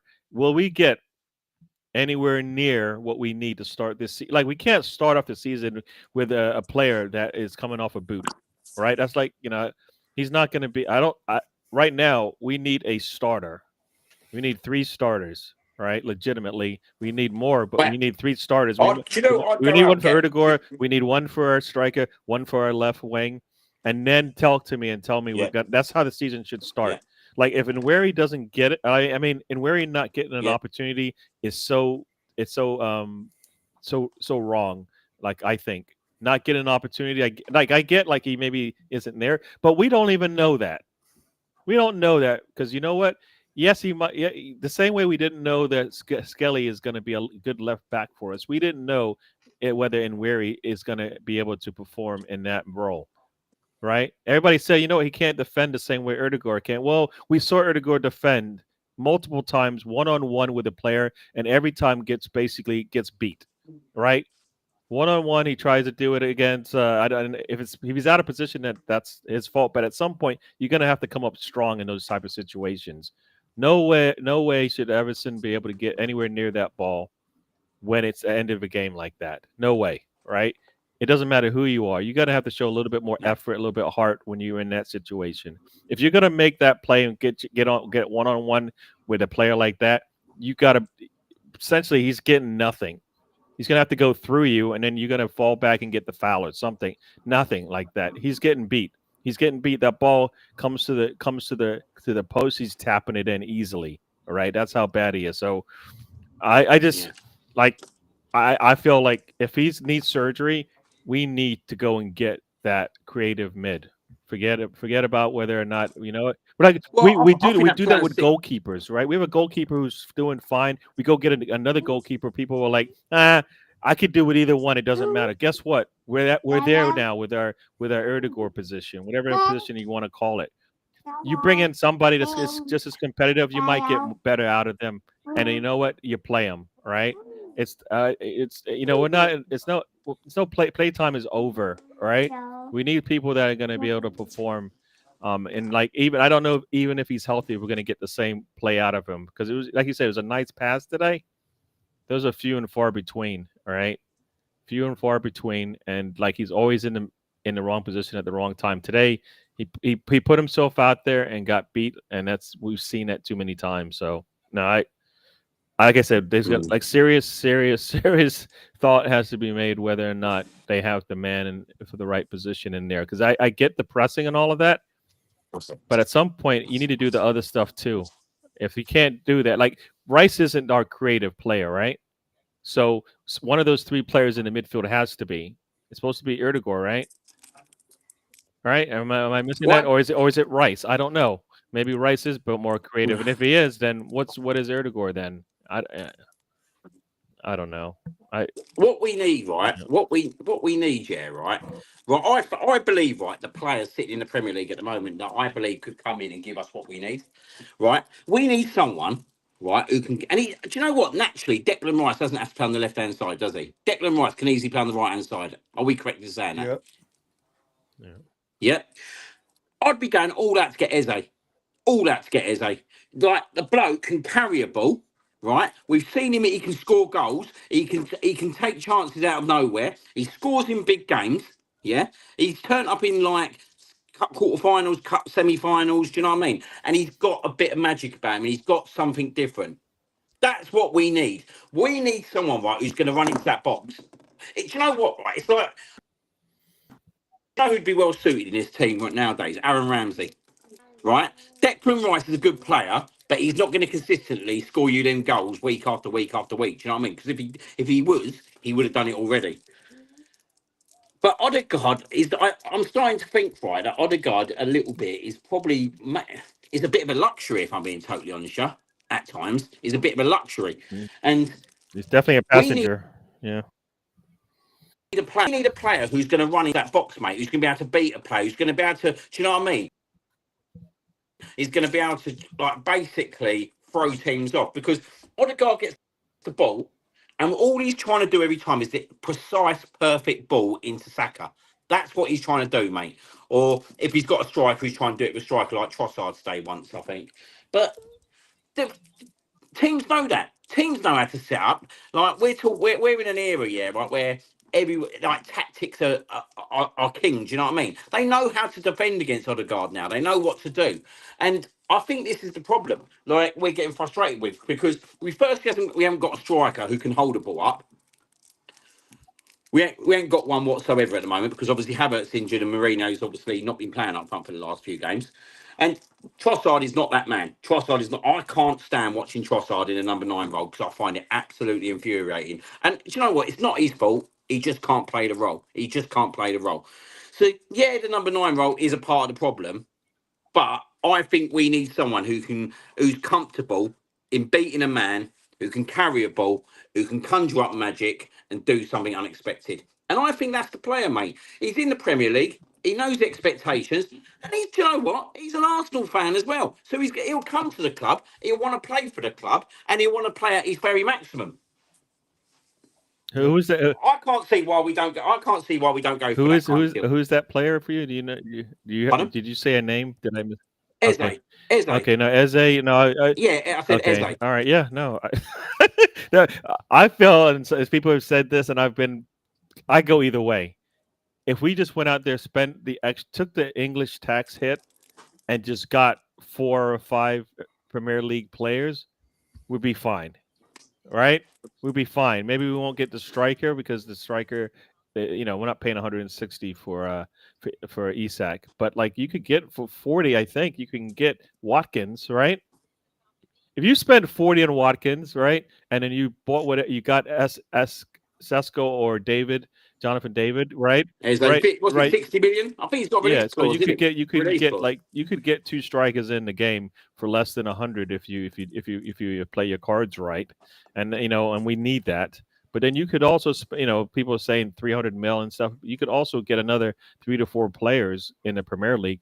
That, as you said, like an Eze, like an Mbueno, like a Wisa, like all these Yeah. players that are out there performing, getting more. They get it. Like I know our style of football is different, but I think if you get better players, you don't have to depend on them to come back and support in the defensive side, right? Because you'll be better up top, right? If a striker is holding the Yep. ball up at the top of the line, you don't need to be as concerned that guess what, we're going to cough the ball up and then be caught on the counter like we were today. Every time we get the ball up, like you said, Trossard can't hold it up, and Erdegaard can't hold it up. Every time he touches the ball, boom, it's kicking it and it's going off, and you're like, can we just hold up the ball, please, for a little bit so we can get something out of this possession? And nothing.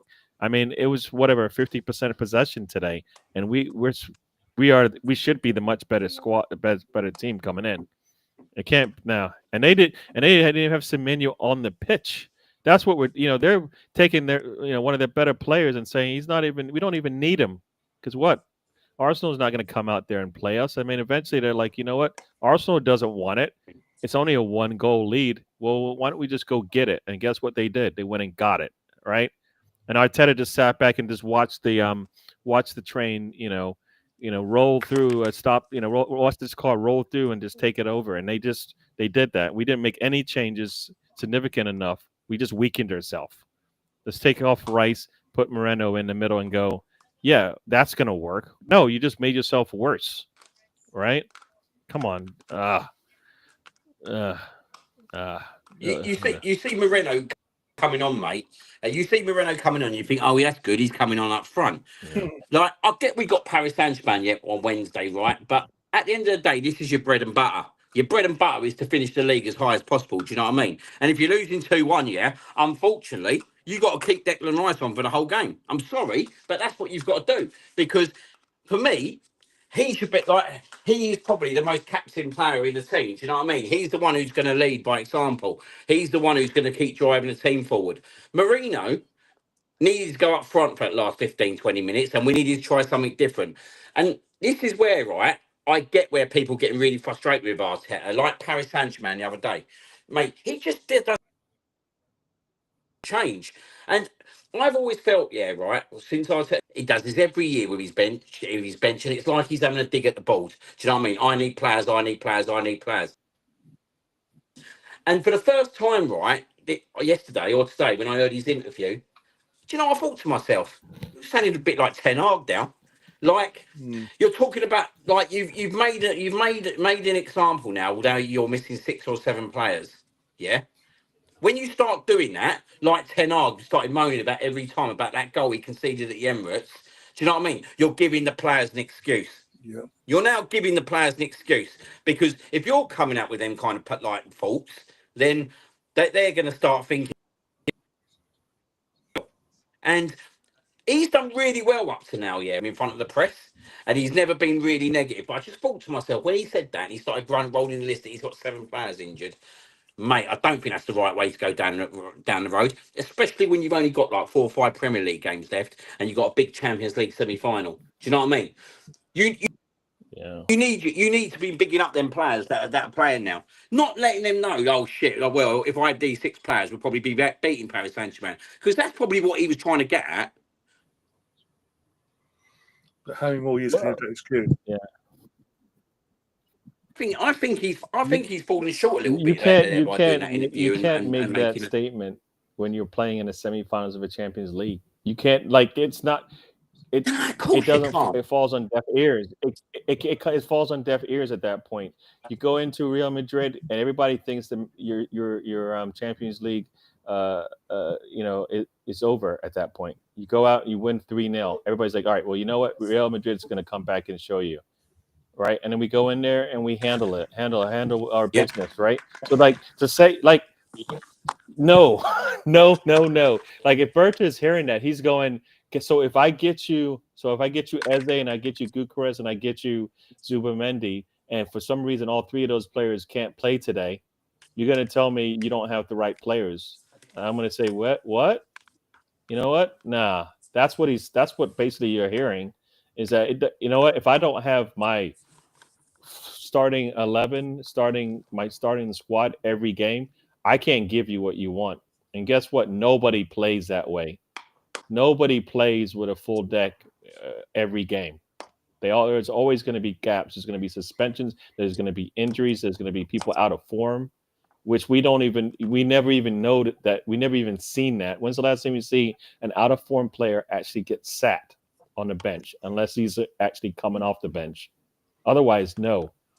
I got to go. I was supposed to go do some stuff. I didn't want to get my last take in before I go, but now, like I said, serious discussions have to be made no matter how this season ends, because say by miraculous decision we do win a Champions League. I don't see it, but say it happens, serious discussions still have to be made, because we're going to have to play another 38 game season with 8 Champions League games and cup games to play. And if he doesn't get what he wants based on what he's just told us, is he going to get these? Like when you say it, first you say it, then you do it, right? He's telling you I don't have the players I need, and guess what he's doing? He's showing you I don't have the players I need. So then basically, you know what? You can't work with that. That's like a player saying, you know what, coach, I'm only 90% today, so you're not going to get the best out of me. You're not going to get the full 90 because you know what? I told you that, and you know, and I say first you say it, then you do it, and then you do it worse. And that's what happens when you put your expectations at a certain point. You never get there, right? Everybody wants to win the league, but only one can. So is that a failure, or do you So I feel like he's setting himself up for failure, and it's happening, right? When you put Moreno in the midfield, you're setting yourself up for failure. When you pull Rice, you're setting yourself up for failure. When you put Trossard in the middle, you're not getting what you want, which is basically setting yourself up for a poor performance. And we got that, right? When you've gotten weary on the bench and you don't want to use them, when you've got White and you've got Tierney on the bench that can come in and maybe support you, when you needed to finish off this game strong. We didn't do any of that. We just weakened ourselves and then immediately got punished for it, right? So I'm sorry, I got to go, but serious discussions have to be made, and if he has to go, then he has to go. In my eyes, I don't feel like it's a case of Arteta in or out, but is he the man for the job? And Berta hopefully has that decision to make, and if he feels he can do it, then we'll find out with the players he brings in. But if we look at this window and go, this isn't going to work, then you know Arteta has got a little bit of a say in this thing, and we're going to struggle again because it's never going to be perfect. It's never going to be perfect. So, all right. Thank you, Ryan, for having me on. Liam, it's good seeing you. Everybody in the chat, thank you for joining us. Everybody who just got the new memberships, enjoy. I'll be on Monday. I don't. That's going to suck. It's going to suck. And then we got our Wednesday game. So enjoy. Have a good night. And I'll see you later. No, it's right. Take care. Yep.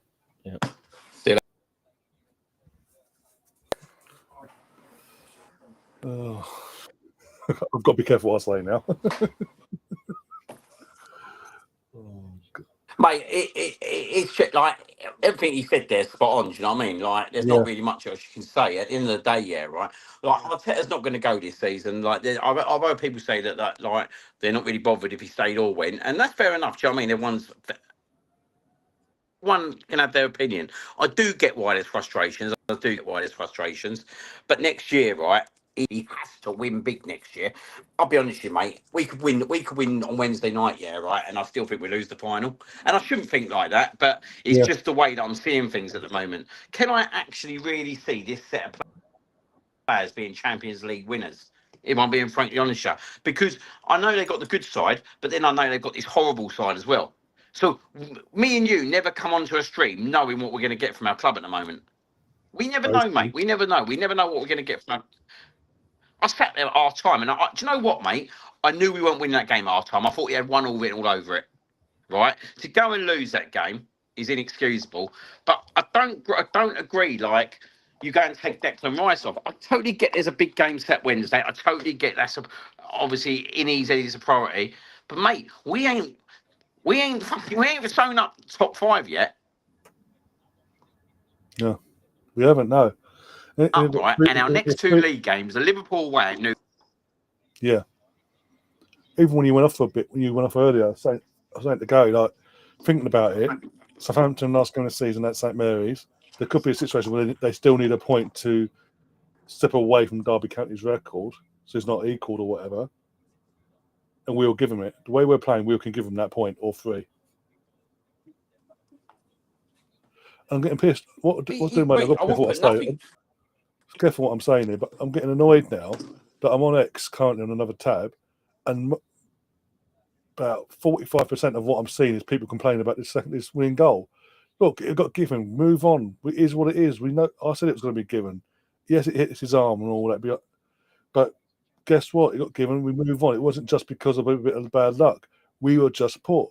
Odegaard in that situation. Why is he defending like that in general?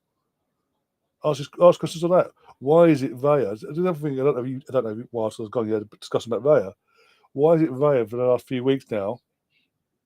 Is looking worse than what Ramsdale was, and for the whole reason he was brought into it was to be an upgrade and better than what Ramsdale was, and playing out from the back.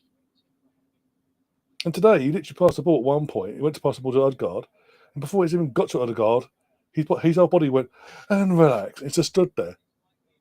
And by luck more than anything, it fell to it did in the Bournemouth hierarchy, that they didn't take advantage of it, because even then he's jogging back. It's basically the same situation of when he passed it out against Brentford. Yeah, Brentford last time out, passed it out to Saliba. So they went to pass it back to Odegaard, but in that process, Vaya's just like and relax, and just stand there. 50 yards, basically, effectively 50 yards away from his goal, whatever. It's less than that, but I mean, exaggerating here. Why is that creeping into his game? Why are we not calling that out as well? There's too much complacency in this team now.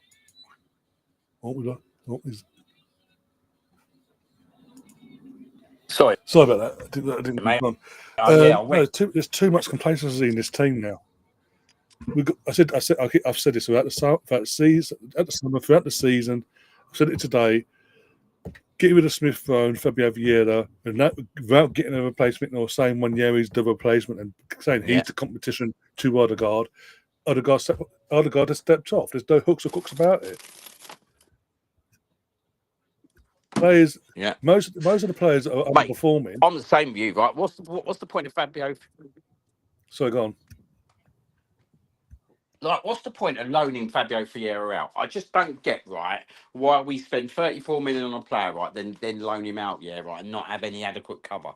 Like, and we all sat here back in October thinking one area was going to come in and play that role. And when he got injured, who did he play there? Trossard, who couldn't play the role. He keeps playing Trossard in positions that he can't play. I'm sorry, right? Trossard cannot play attacking centre midfield. Trossard cannot play the number 9 role. Trossard is a left winger. That is all Trossard is. He's a left winger. He's an impact player, right? But he continues and continues and continues to utilise him in roles that he can't play.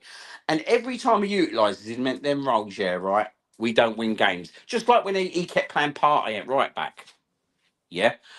And he's got to take some ownership now, mate. He has to take some ownership. Do you know what I mean? Because at the end of the day, right, he's been there 4 or 5 years, and we're still in a syndrome of that he can't bring players off the bench. Now I know he's got 7 injuries. I know that totally, yeah, right. But let's be honest, yeah, right.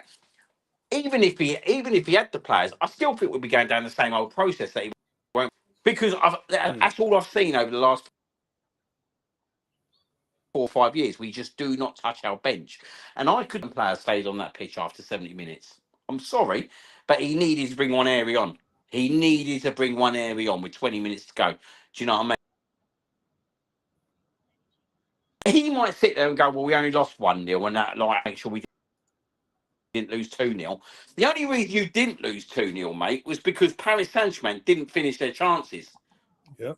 Do you know what I mean? It weren't because he kept them players on the pitch whatsoever. Because them 2 chances they had at the end, yeah, right, were gilt-edged chances in my eyes, yeah, right? They should have had the game put to bed. They should have had the game put to bed. And it's my only clutch now that we're only 1 goal behind. But we've done the same thing to Newcastle in the Carling Cup semi-final. What I would say about this team, yeah, right, they don't learn quick enough. They don't learn quick enough whatsoever. Bit like the sending offs when they kick the ball away. Yeah, right. We kick a ball away, we get sent off. What does the player do next week? Kicks the ball away again. What happens? Get sent off. We play a semi-final. We lose at home 2-0. We play another semi-final. We lose at home 1-0. Do you know what I mean? It's like they don't take the learnings on board from the previous games. And that Paris Saint-Germain game, yeah, right? They could have had us blown out of sight after 20 minutes. Yep. They 100% should have had us blown out of sight after 90 minutes. And we didn't only lose 1-0 because Arteta kept them players on the pitch whatsoever. It was down to Paris Saint-Germain's shoddy finishing, if we're being totally honest. And I just look at him and he didn't do nothing to try and change that on Tuesday night. Absolute nothing. I don't think he had a clue. I honestly don't think he had a clue. He didn't have a clue, mate. He didn't have a clue what to do. He honestly didn't have a clue what to do, right? But I think it was quite straightforward. You need to get Mikel Merino up front. You need a plan B. Like, in minutes, get him up there. Try something different. Put Skelly in midfield if you have to. Bring Tierney on, or bring Ben White on, or bring Sinchenko on, who can go fullback. Do you know what I mean? Try something different. But he doesn't. He doesn't try nothing different. And like today, yeah, right, he takes off our probably our best player. Well, he is our best player at the moment. Declan Rice, at the moment, is our best player alongside Saka. And they both come off the pitch. And I get there's a game Wednesday, yeah, right? But I'm sorry.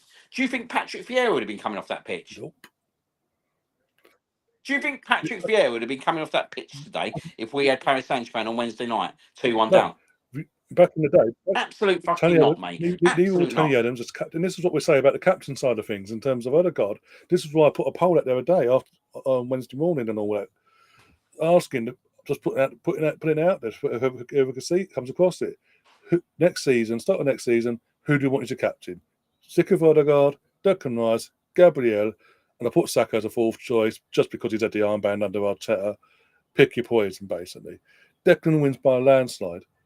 Because he is the closest thing to a captain we've got in this squad, mate. He's the captain, right? Like Tony Adams, like your Patrick Vieira's. Look at we go back to bloody back to the early 2000s. That era. You had Martin Keown, Tony Adams, Sol Campbell, Vieira's, Gilberto's. If we were in that situation and we're losing and we need to win, they'd have to be dragged off the pitch. Odegaard, how many times do we see Odegaard as our captain go through the motion of, okay, I'm off, oh well. Come on, guys, make more noise. And that's it. Barney assistant. Do you know what it is, mate? Do you know what it is, yeah, right? I mean, no, he hasn't done that much, right? I did like the assist he did, but he hasn't done that much, yeah, right? But you know what it is, right? And it's like, I'll tell you what it's like, yeah, right? It's a bit like the Ramsdale situation, yeah? It fitted a purpose at the time. But we've gone past that purpose. And I think we might be sitting on that situation with Odegaard. I'm not going to say as a player yet. I don't want to say as a player because I think he deserves probably next season to...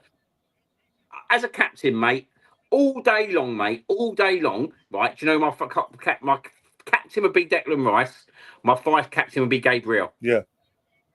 And that's All day long, mate. it. All day long. It's And like, just leave Odegaard. sorry, it's like you say with Odegaard. Let's be honest. If you look back at it, he only got given the armband because everyone's first choice in Kieran Tierney was constantly injured. You could ask the question: if Tierney wasn't so injury prone, would Odegaard have got the armband in the first place? In the end, Yeah. it was more circumstances that helped that. I think if Arteta does the right thing, he manages it in the right way. I think Odegaard just needs to concentrate on getting himself back to proper fitness. We don't know what's going on behind the scenes, but do you know what? If there is something right, then he shouldn't be playing. Do you know what I mean? But he's going to play till the season's out. He's going to play Wednesday. We just got to set that. But I think he say to Martin, look, thank you very much for doing the captaincy, mate. You've been really well, but I want you to concentrate on getting yourself back to the best form that you possibly can. Yeah. And and it's not an easy situation. It's not an easy situation. But I just look at Declan Rice, mate, and I just see winner all over him, mate. He's a winner, mate. Like, look what he did against Real Madrid. The only reason we beat Real Madrid 3-0, mate, is because of Declan Rice. Let's be honest, right? The only reason we beat Real Madrid was 3-0 was because the only reason we progressed past Real Madrid was because of Declan Rice. I know that sounds damning, but that's correct, mate. Because I'm telling you, mate, if he didn't score them 2 free kicks, mate, that game was going 0-0 all over it. Yeah. That game was going 0-0 all over it, mate. He's a winner, mate. He's a leader. He's proven it for West Ham. He took them over the line. I know it's only UEFA Cup Conference League, but for West Ham, that's fucking massive. He took them over the line as a captain. End of story, mate, for me. Declan would be my next captain for Arsenal. And that's not dismissing Odegaard. Deserves to come back next year and show his worth.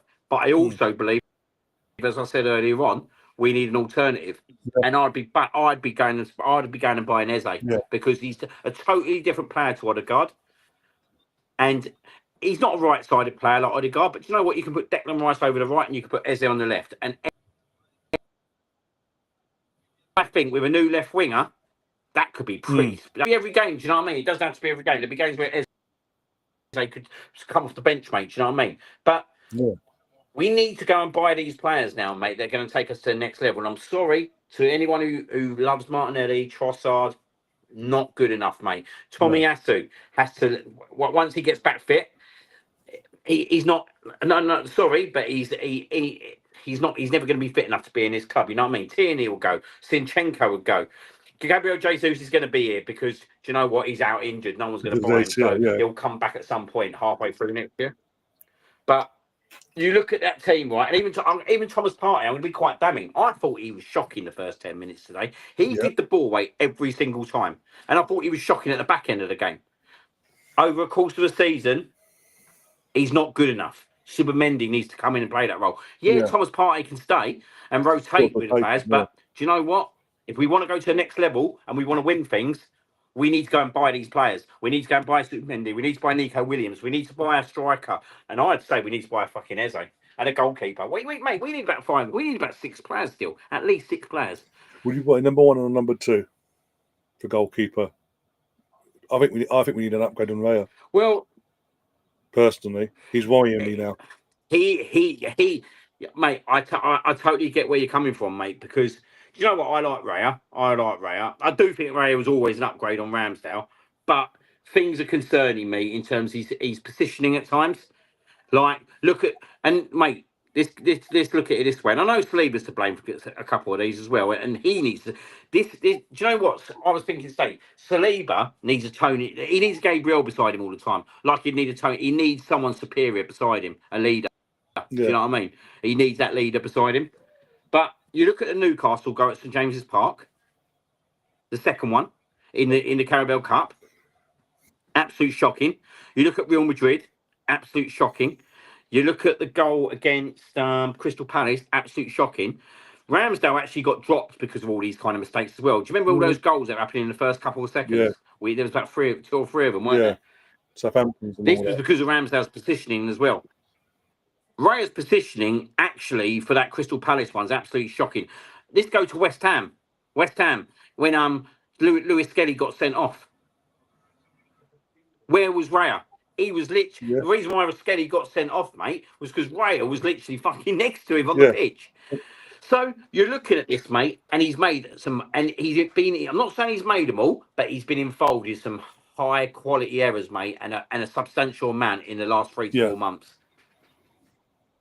So there is a good question. Now, this Garcia, I think that he's a goalkeeper that potentially could easily take the number 1 spot. I'll say this. What? A couple of months back, about this Garcia lad, I've been told in a couple of group chats on Twitter that Arteta sees him as the number 1 next season onwards. But basically saying, mate, it doesn't surprise me, saying mate. that Raya's going to get the Ramsdale treatment next season of being the number 2. Well, do you know what, mate? You wouldn't be able to argue against it with the back end of this season, mate. Like when you start looking at the errors that we've made, right, in the positioning sense at times, and even his kicking. If you look at his kicking at times, it's gone backwards, not forwards. And even today's goal, mate, he should have done better. So I see this Garcia coming in, right, and there's no smoke without fire. We know that. We know that with Ramsdale. There's no smoke without fire. Well, mate, I know it sounds stupid, and I don't like the geezer, but the best goalkeeper we had, I still believe, was Martinez. But the problem was, I think he had a bit of an attitude. Do you know what I mean? Like, we made a mistake right at the start of his tenure by going for Leno over Martinez after we won.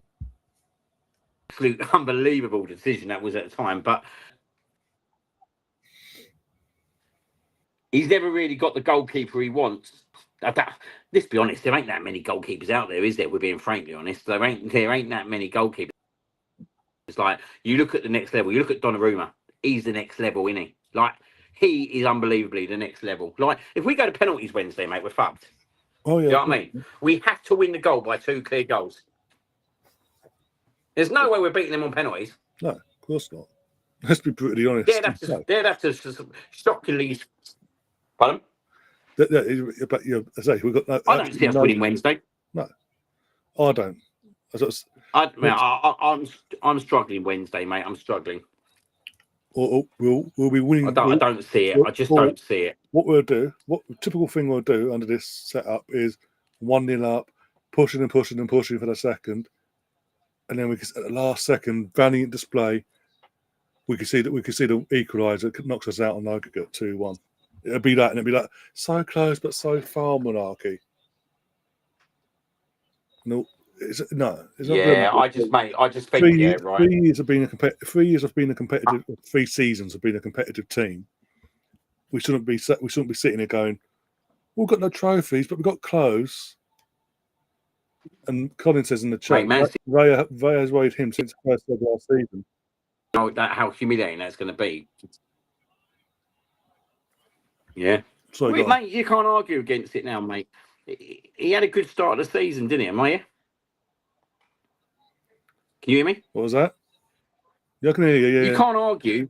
Yeah, you can't argue with people being concerned because when you start looking at all the errors that I've just pinpointed, it does just happen since January onwards, and we're only in the start of May. It's not good enough, mate. It's not good enough, and I just think that this team's going backwards, and I think some big decisions need to be made in the summer.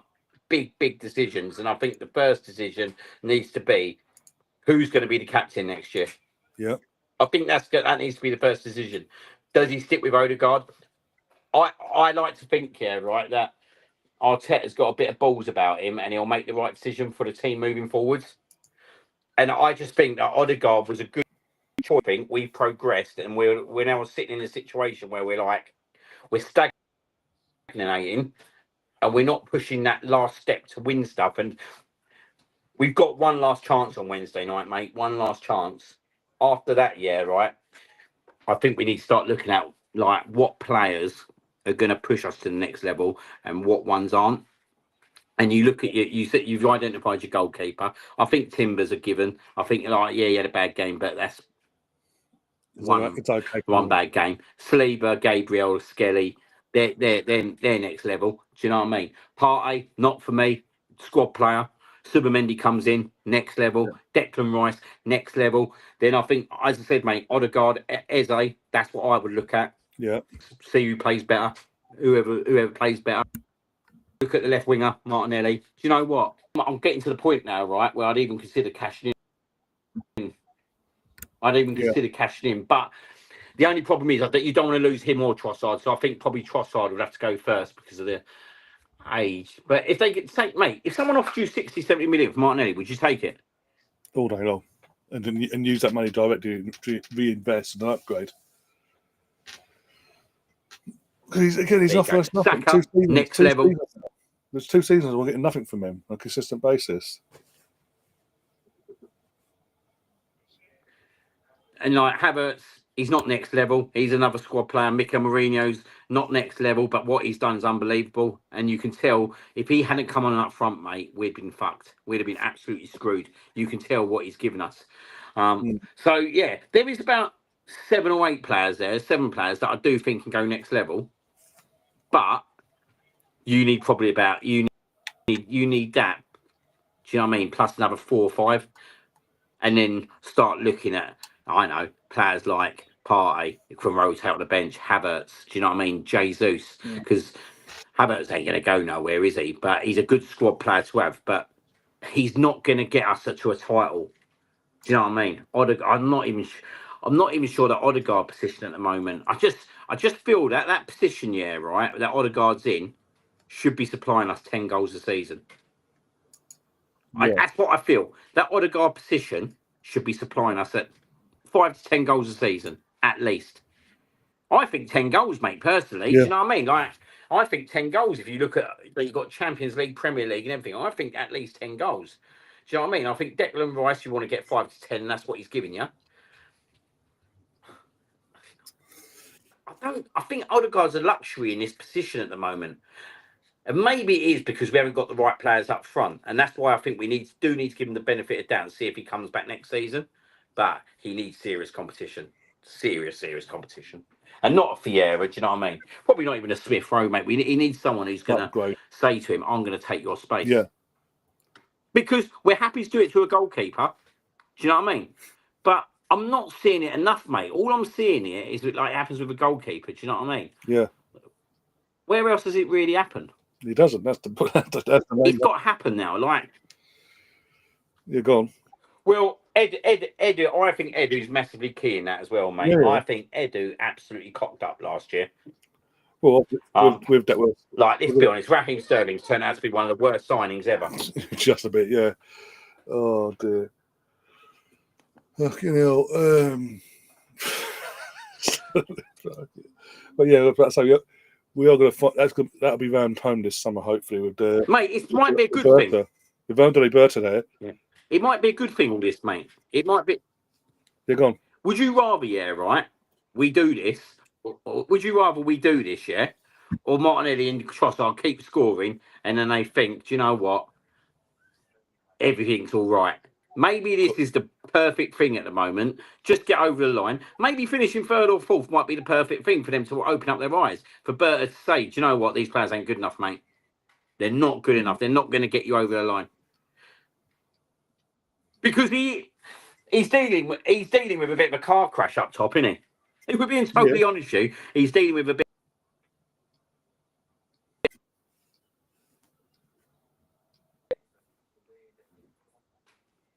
I'm not making any excuses himself in terms of what is he going to do better next year. Do you know what I mean? How's he going to use the squad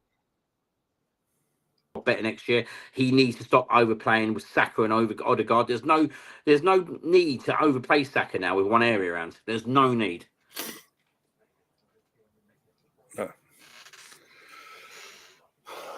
Oh god!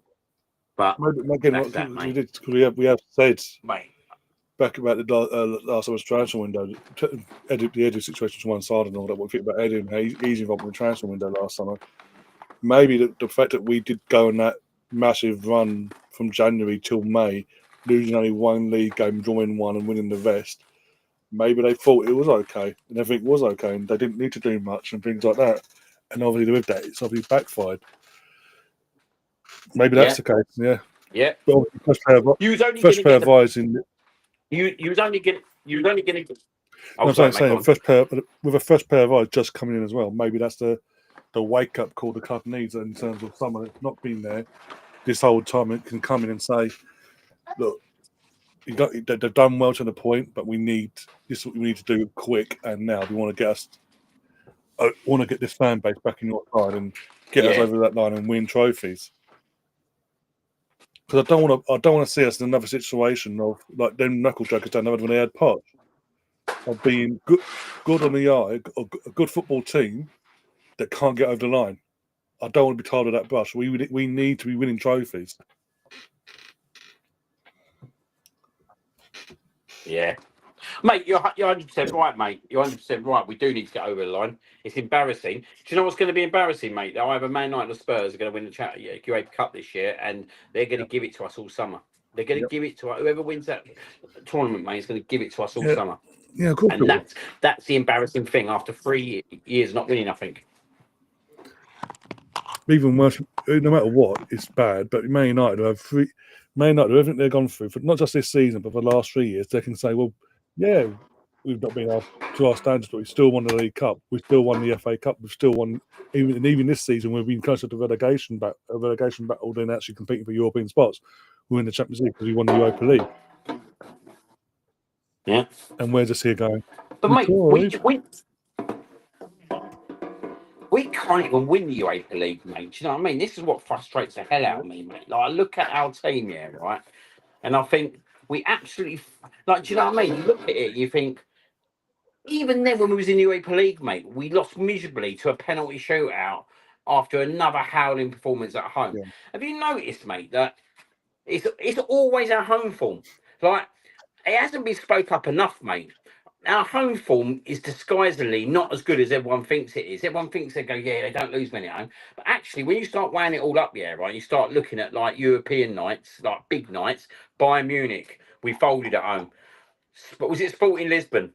We folded at home. Mate, we nearly folded to Porto as well. We only beat them on penalties, yeah, right? Real Madrid was the first time we've gone there and beat them. Do you know what I mean? And produced a really big performance. I know PSV was a bit of a waste of time because we'd already smashed them away. But then PSG again, we folded at home. When it comes to the crunch, mate, we fold. Newcastle, Carabao Cup semi-final, we folded. Yep. There's a theme here, mate. That's what I'm trying to say. There's a theme.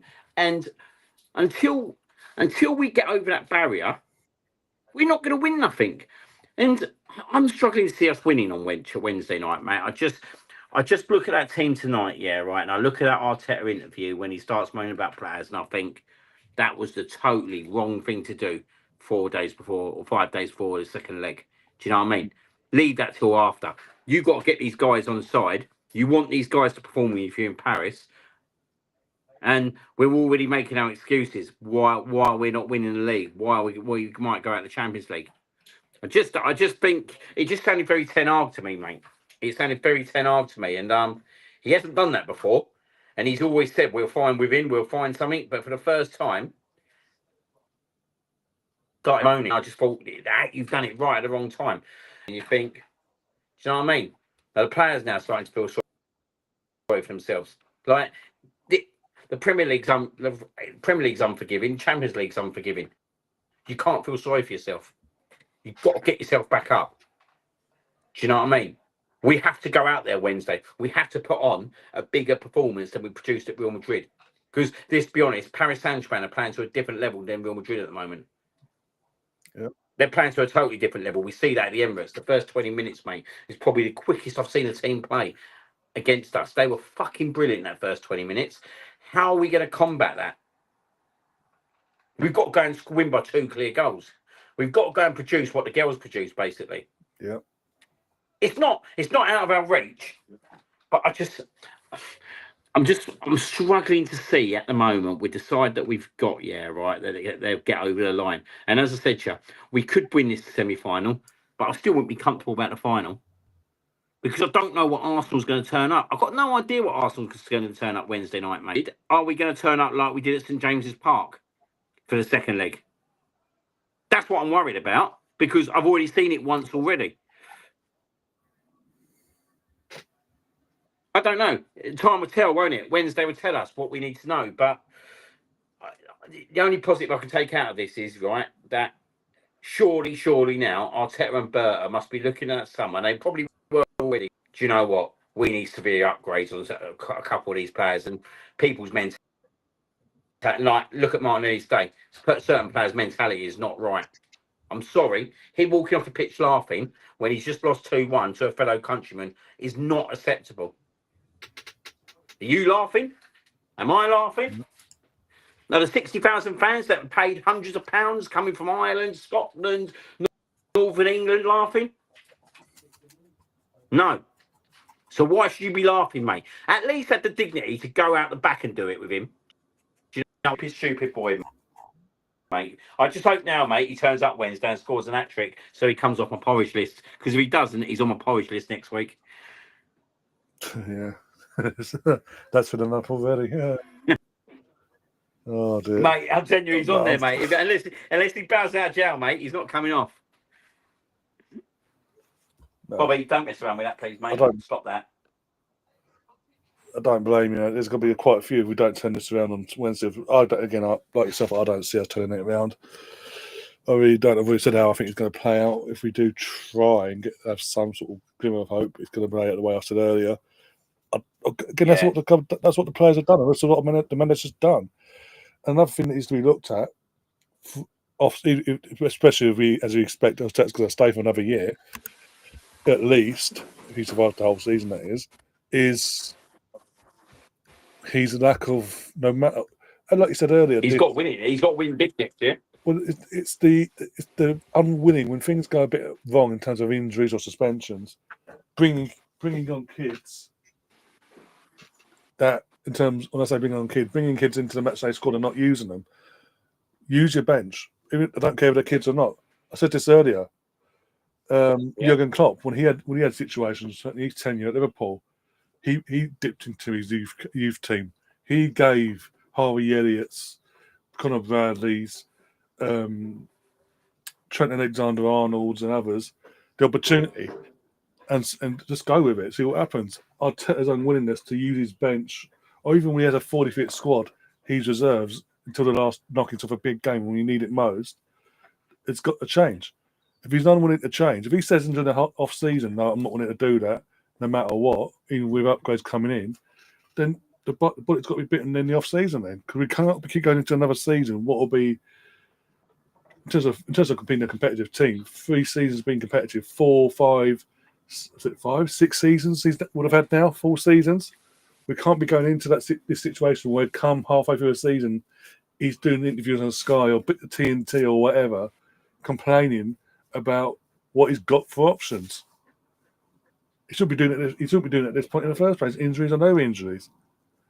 I think something's got to give, and if he ain't willing to buck his ideas up himself, with his own personal situations of and willing to use reserves, even when he has reserves available in terms of experienced players.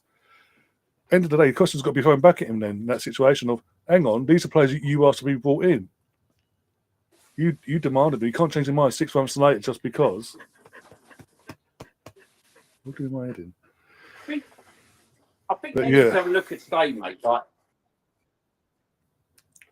how many seats were available for this game, right? Yeah, exactly. Right, stop that now, right? You know, I can go today because obviously Charles Ben, I would have gone obviously, but it's all right when we're doing well, right? But when we're doing totally the opposite, right, we still got this factor where people won't turn up. Do you know what I mean? People only want to turn up to Arsenal as such is when we're doing well, and it's a bit of an eye opener today, isn't it? That there was a lot of empty seats. If you look around club level, you looked up in the upper tier, mate, there was loads of empty seats today. Yeah. And that's not good, mate. Second to last game of the season, right? When you're sitting in second place, that stadium is not full.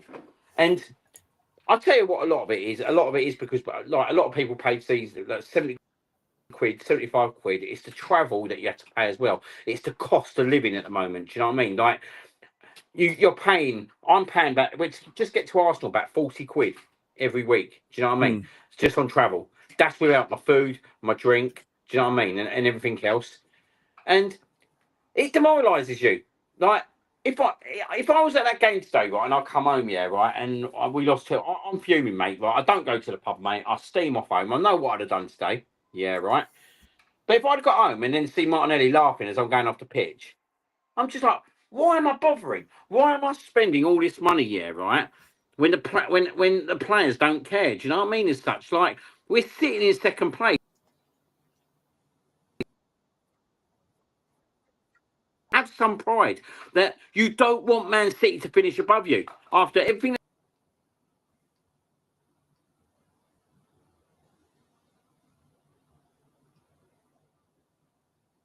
I think we might have lost Liam. Yep, there we go. One sec. Bring him back in. Hopefully it works. There you go. Yeah, do you know what I mean? Have some pride. Have some pride to say, yeah, right, we're going to finish second. We're not letting that team finish above us after everything that's gone on between us this year, right? But you know what's going to happen, mate? They're going to finish above us. They'll go and win the FA Cup, yeah, right? And we'll win nothing. Yep. And then we're in the same situation as we always are, being labelled bottlers. And as it goes, we can't really argue any different. We have to win the Champions League this year, mate. Otherwise, we're going to get ripped to pieces. We're going to get ripped to pieces. The moment we go out that Champions League, it's going to be horrible, mate. And you can't really argue against it, mate.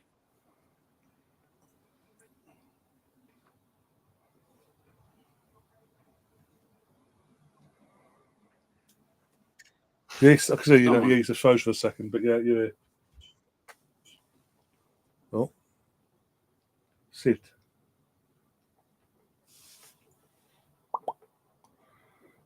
Leave. I think we lost Liam again. I'm going to drive up soon anyway because he's got 4 hours. Bloody hell. Hour and a half of that. Hour and a half? Need to out? Yeah, about an hour and a half of ranting. Who would have thought? Yeah, he's had a word of his internet provider because suddenly that's been playing up for the last few streams. Yeah. Hey. Wasn't doing that beforehand. Ow.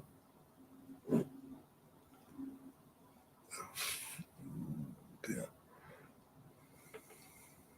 Has to circle get the signal. Bloody hell. You've got to get off. Sit. What? Don't to be jumping up about. Yeah, if we scored a goal, you jumped up and had a bit of a laugh. But then after that, team let us down. So you can't jump up until Monday, potentially, if the girls do their job on Monday. Yes, I am talking to a dog.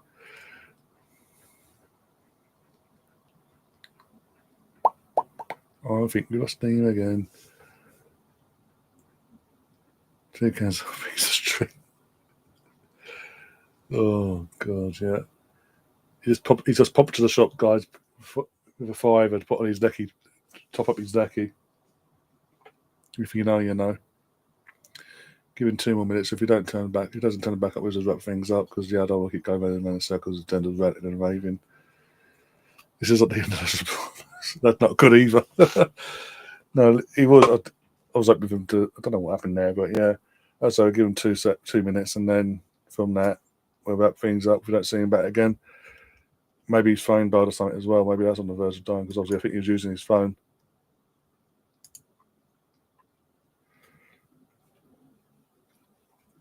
Give it a sec. Give him 2 minutes. See if he comes back in.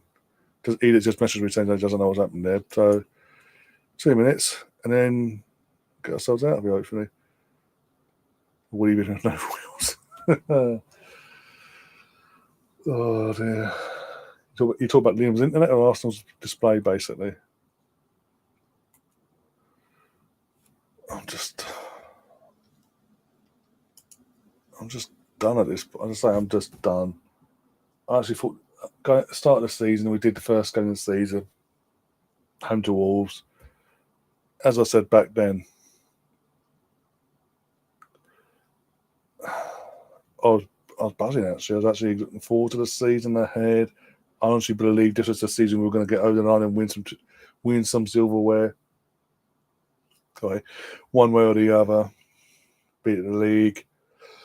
That's me. Oh, my days. Apologies. There we are. Where is it? There it is. There's wash me hands with tissue. Yeah, I thought we'd win a trophy. We'd win at least a trophy this season, be it the league or the cups, and do decent. I thought we'd get semi-finals in Europe, which we have, but circumstances and all that, in terms of what's out domestically. And I'm just sitting here. I take into consideration the poor refereeing at times, but that excuse only goes so far. Let's be honest. Certain players haven't turned up. One of them being our captain. One of them being the so-called number one of this club in terms of goalkeeper. Others have as well who just don't want to put the effort in. Today, Thomas Partey, as it's been mentioned, has the weekend knock. He got stupidly suspended for the first leg. Comes back today, and by the middle part of this game, in between at the start and at the end, was absolutely fucking woeful. Other players were holding back, let's be honest, because they don't want to get themselves injured ahead of Wednesday's game and the rest of the last few games of the season and risk the season getting any worse for Arsenal. Which, let's be honest, it could get worse with or without them, let's be honest. But don't for me stand this piss off. End of the day, I'm teetering, as I said before, I said it about an hour and a half ago. I'm very much teetering on the edge of he has to go now. I'll tell you. We need a fresh pair of eyes. I think he's done well so far, but in terms of I think he's hit a ceiling.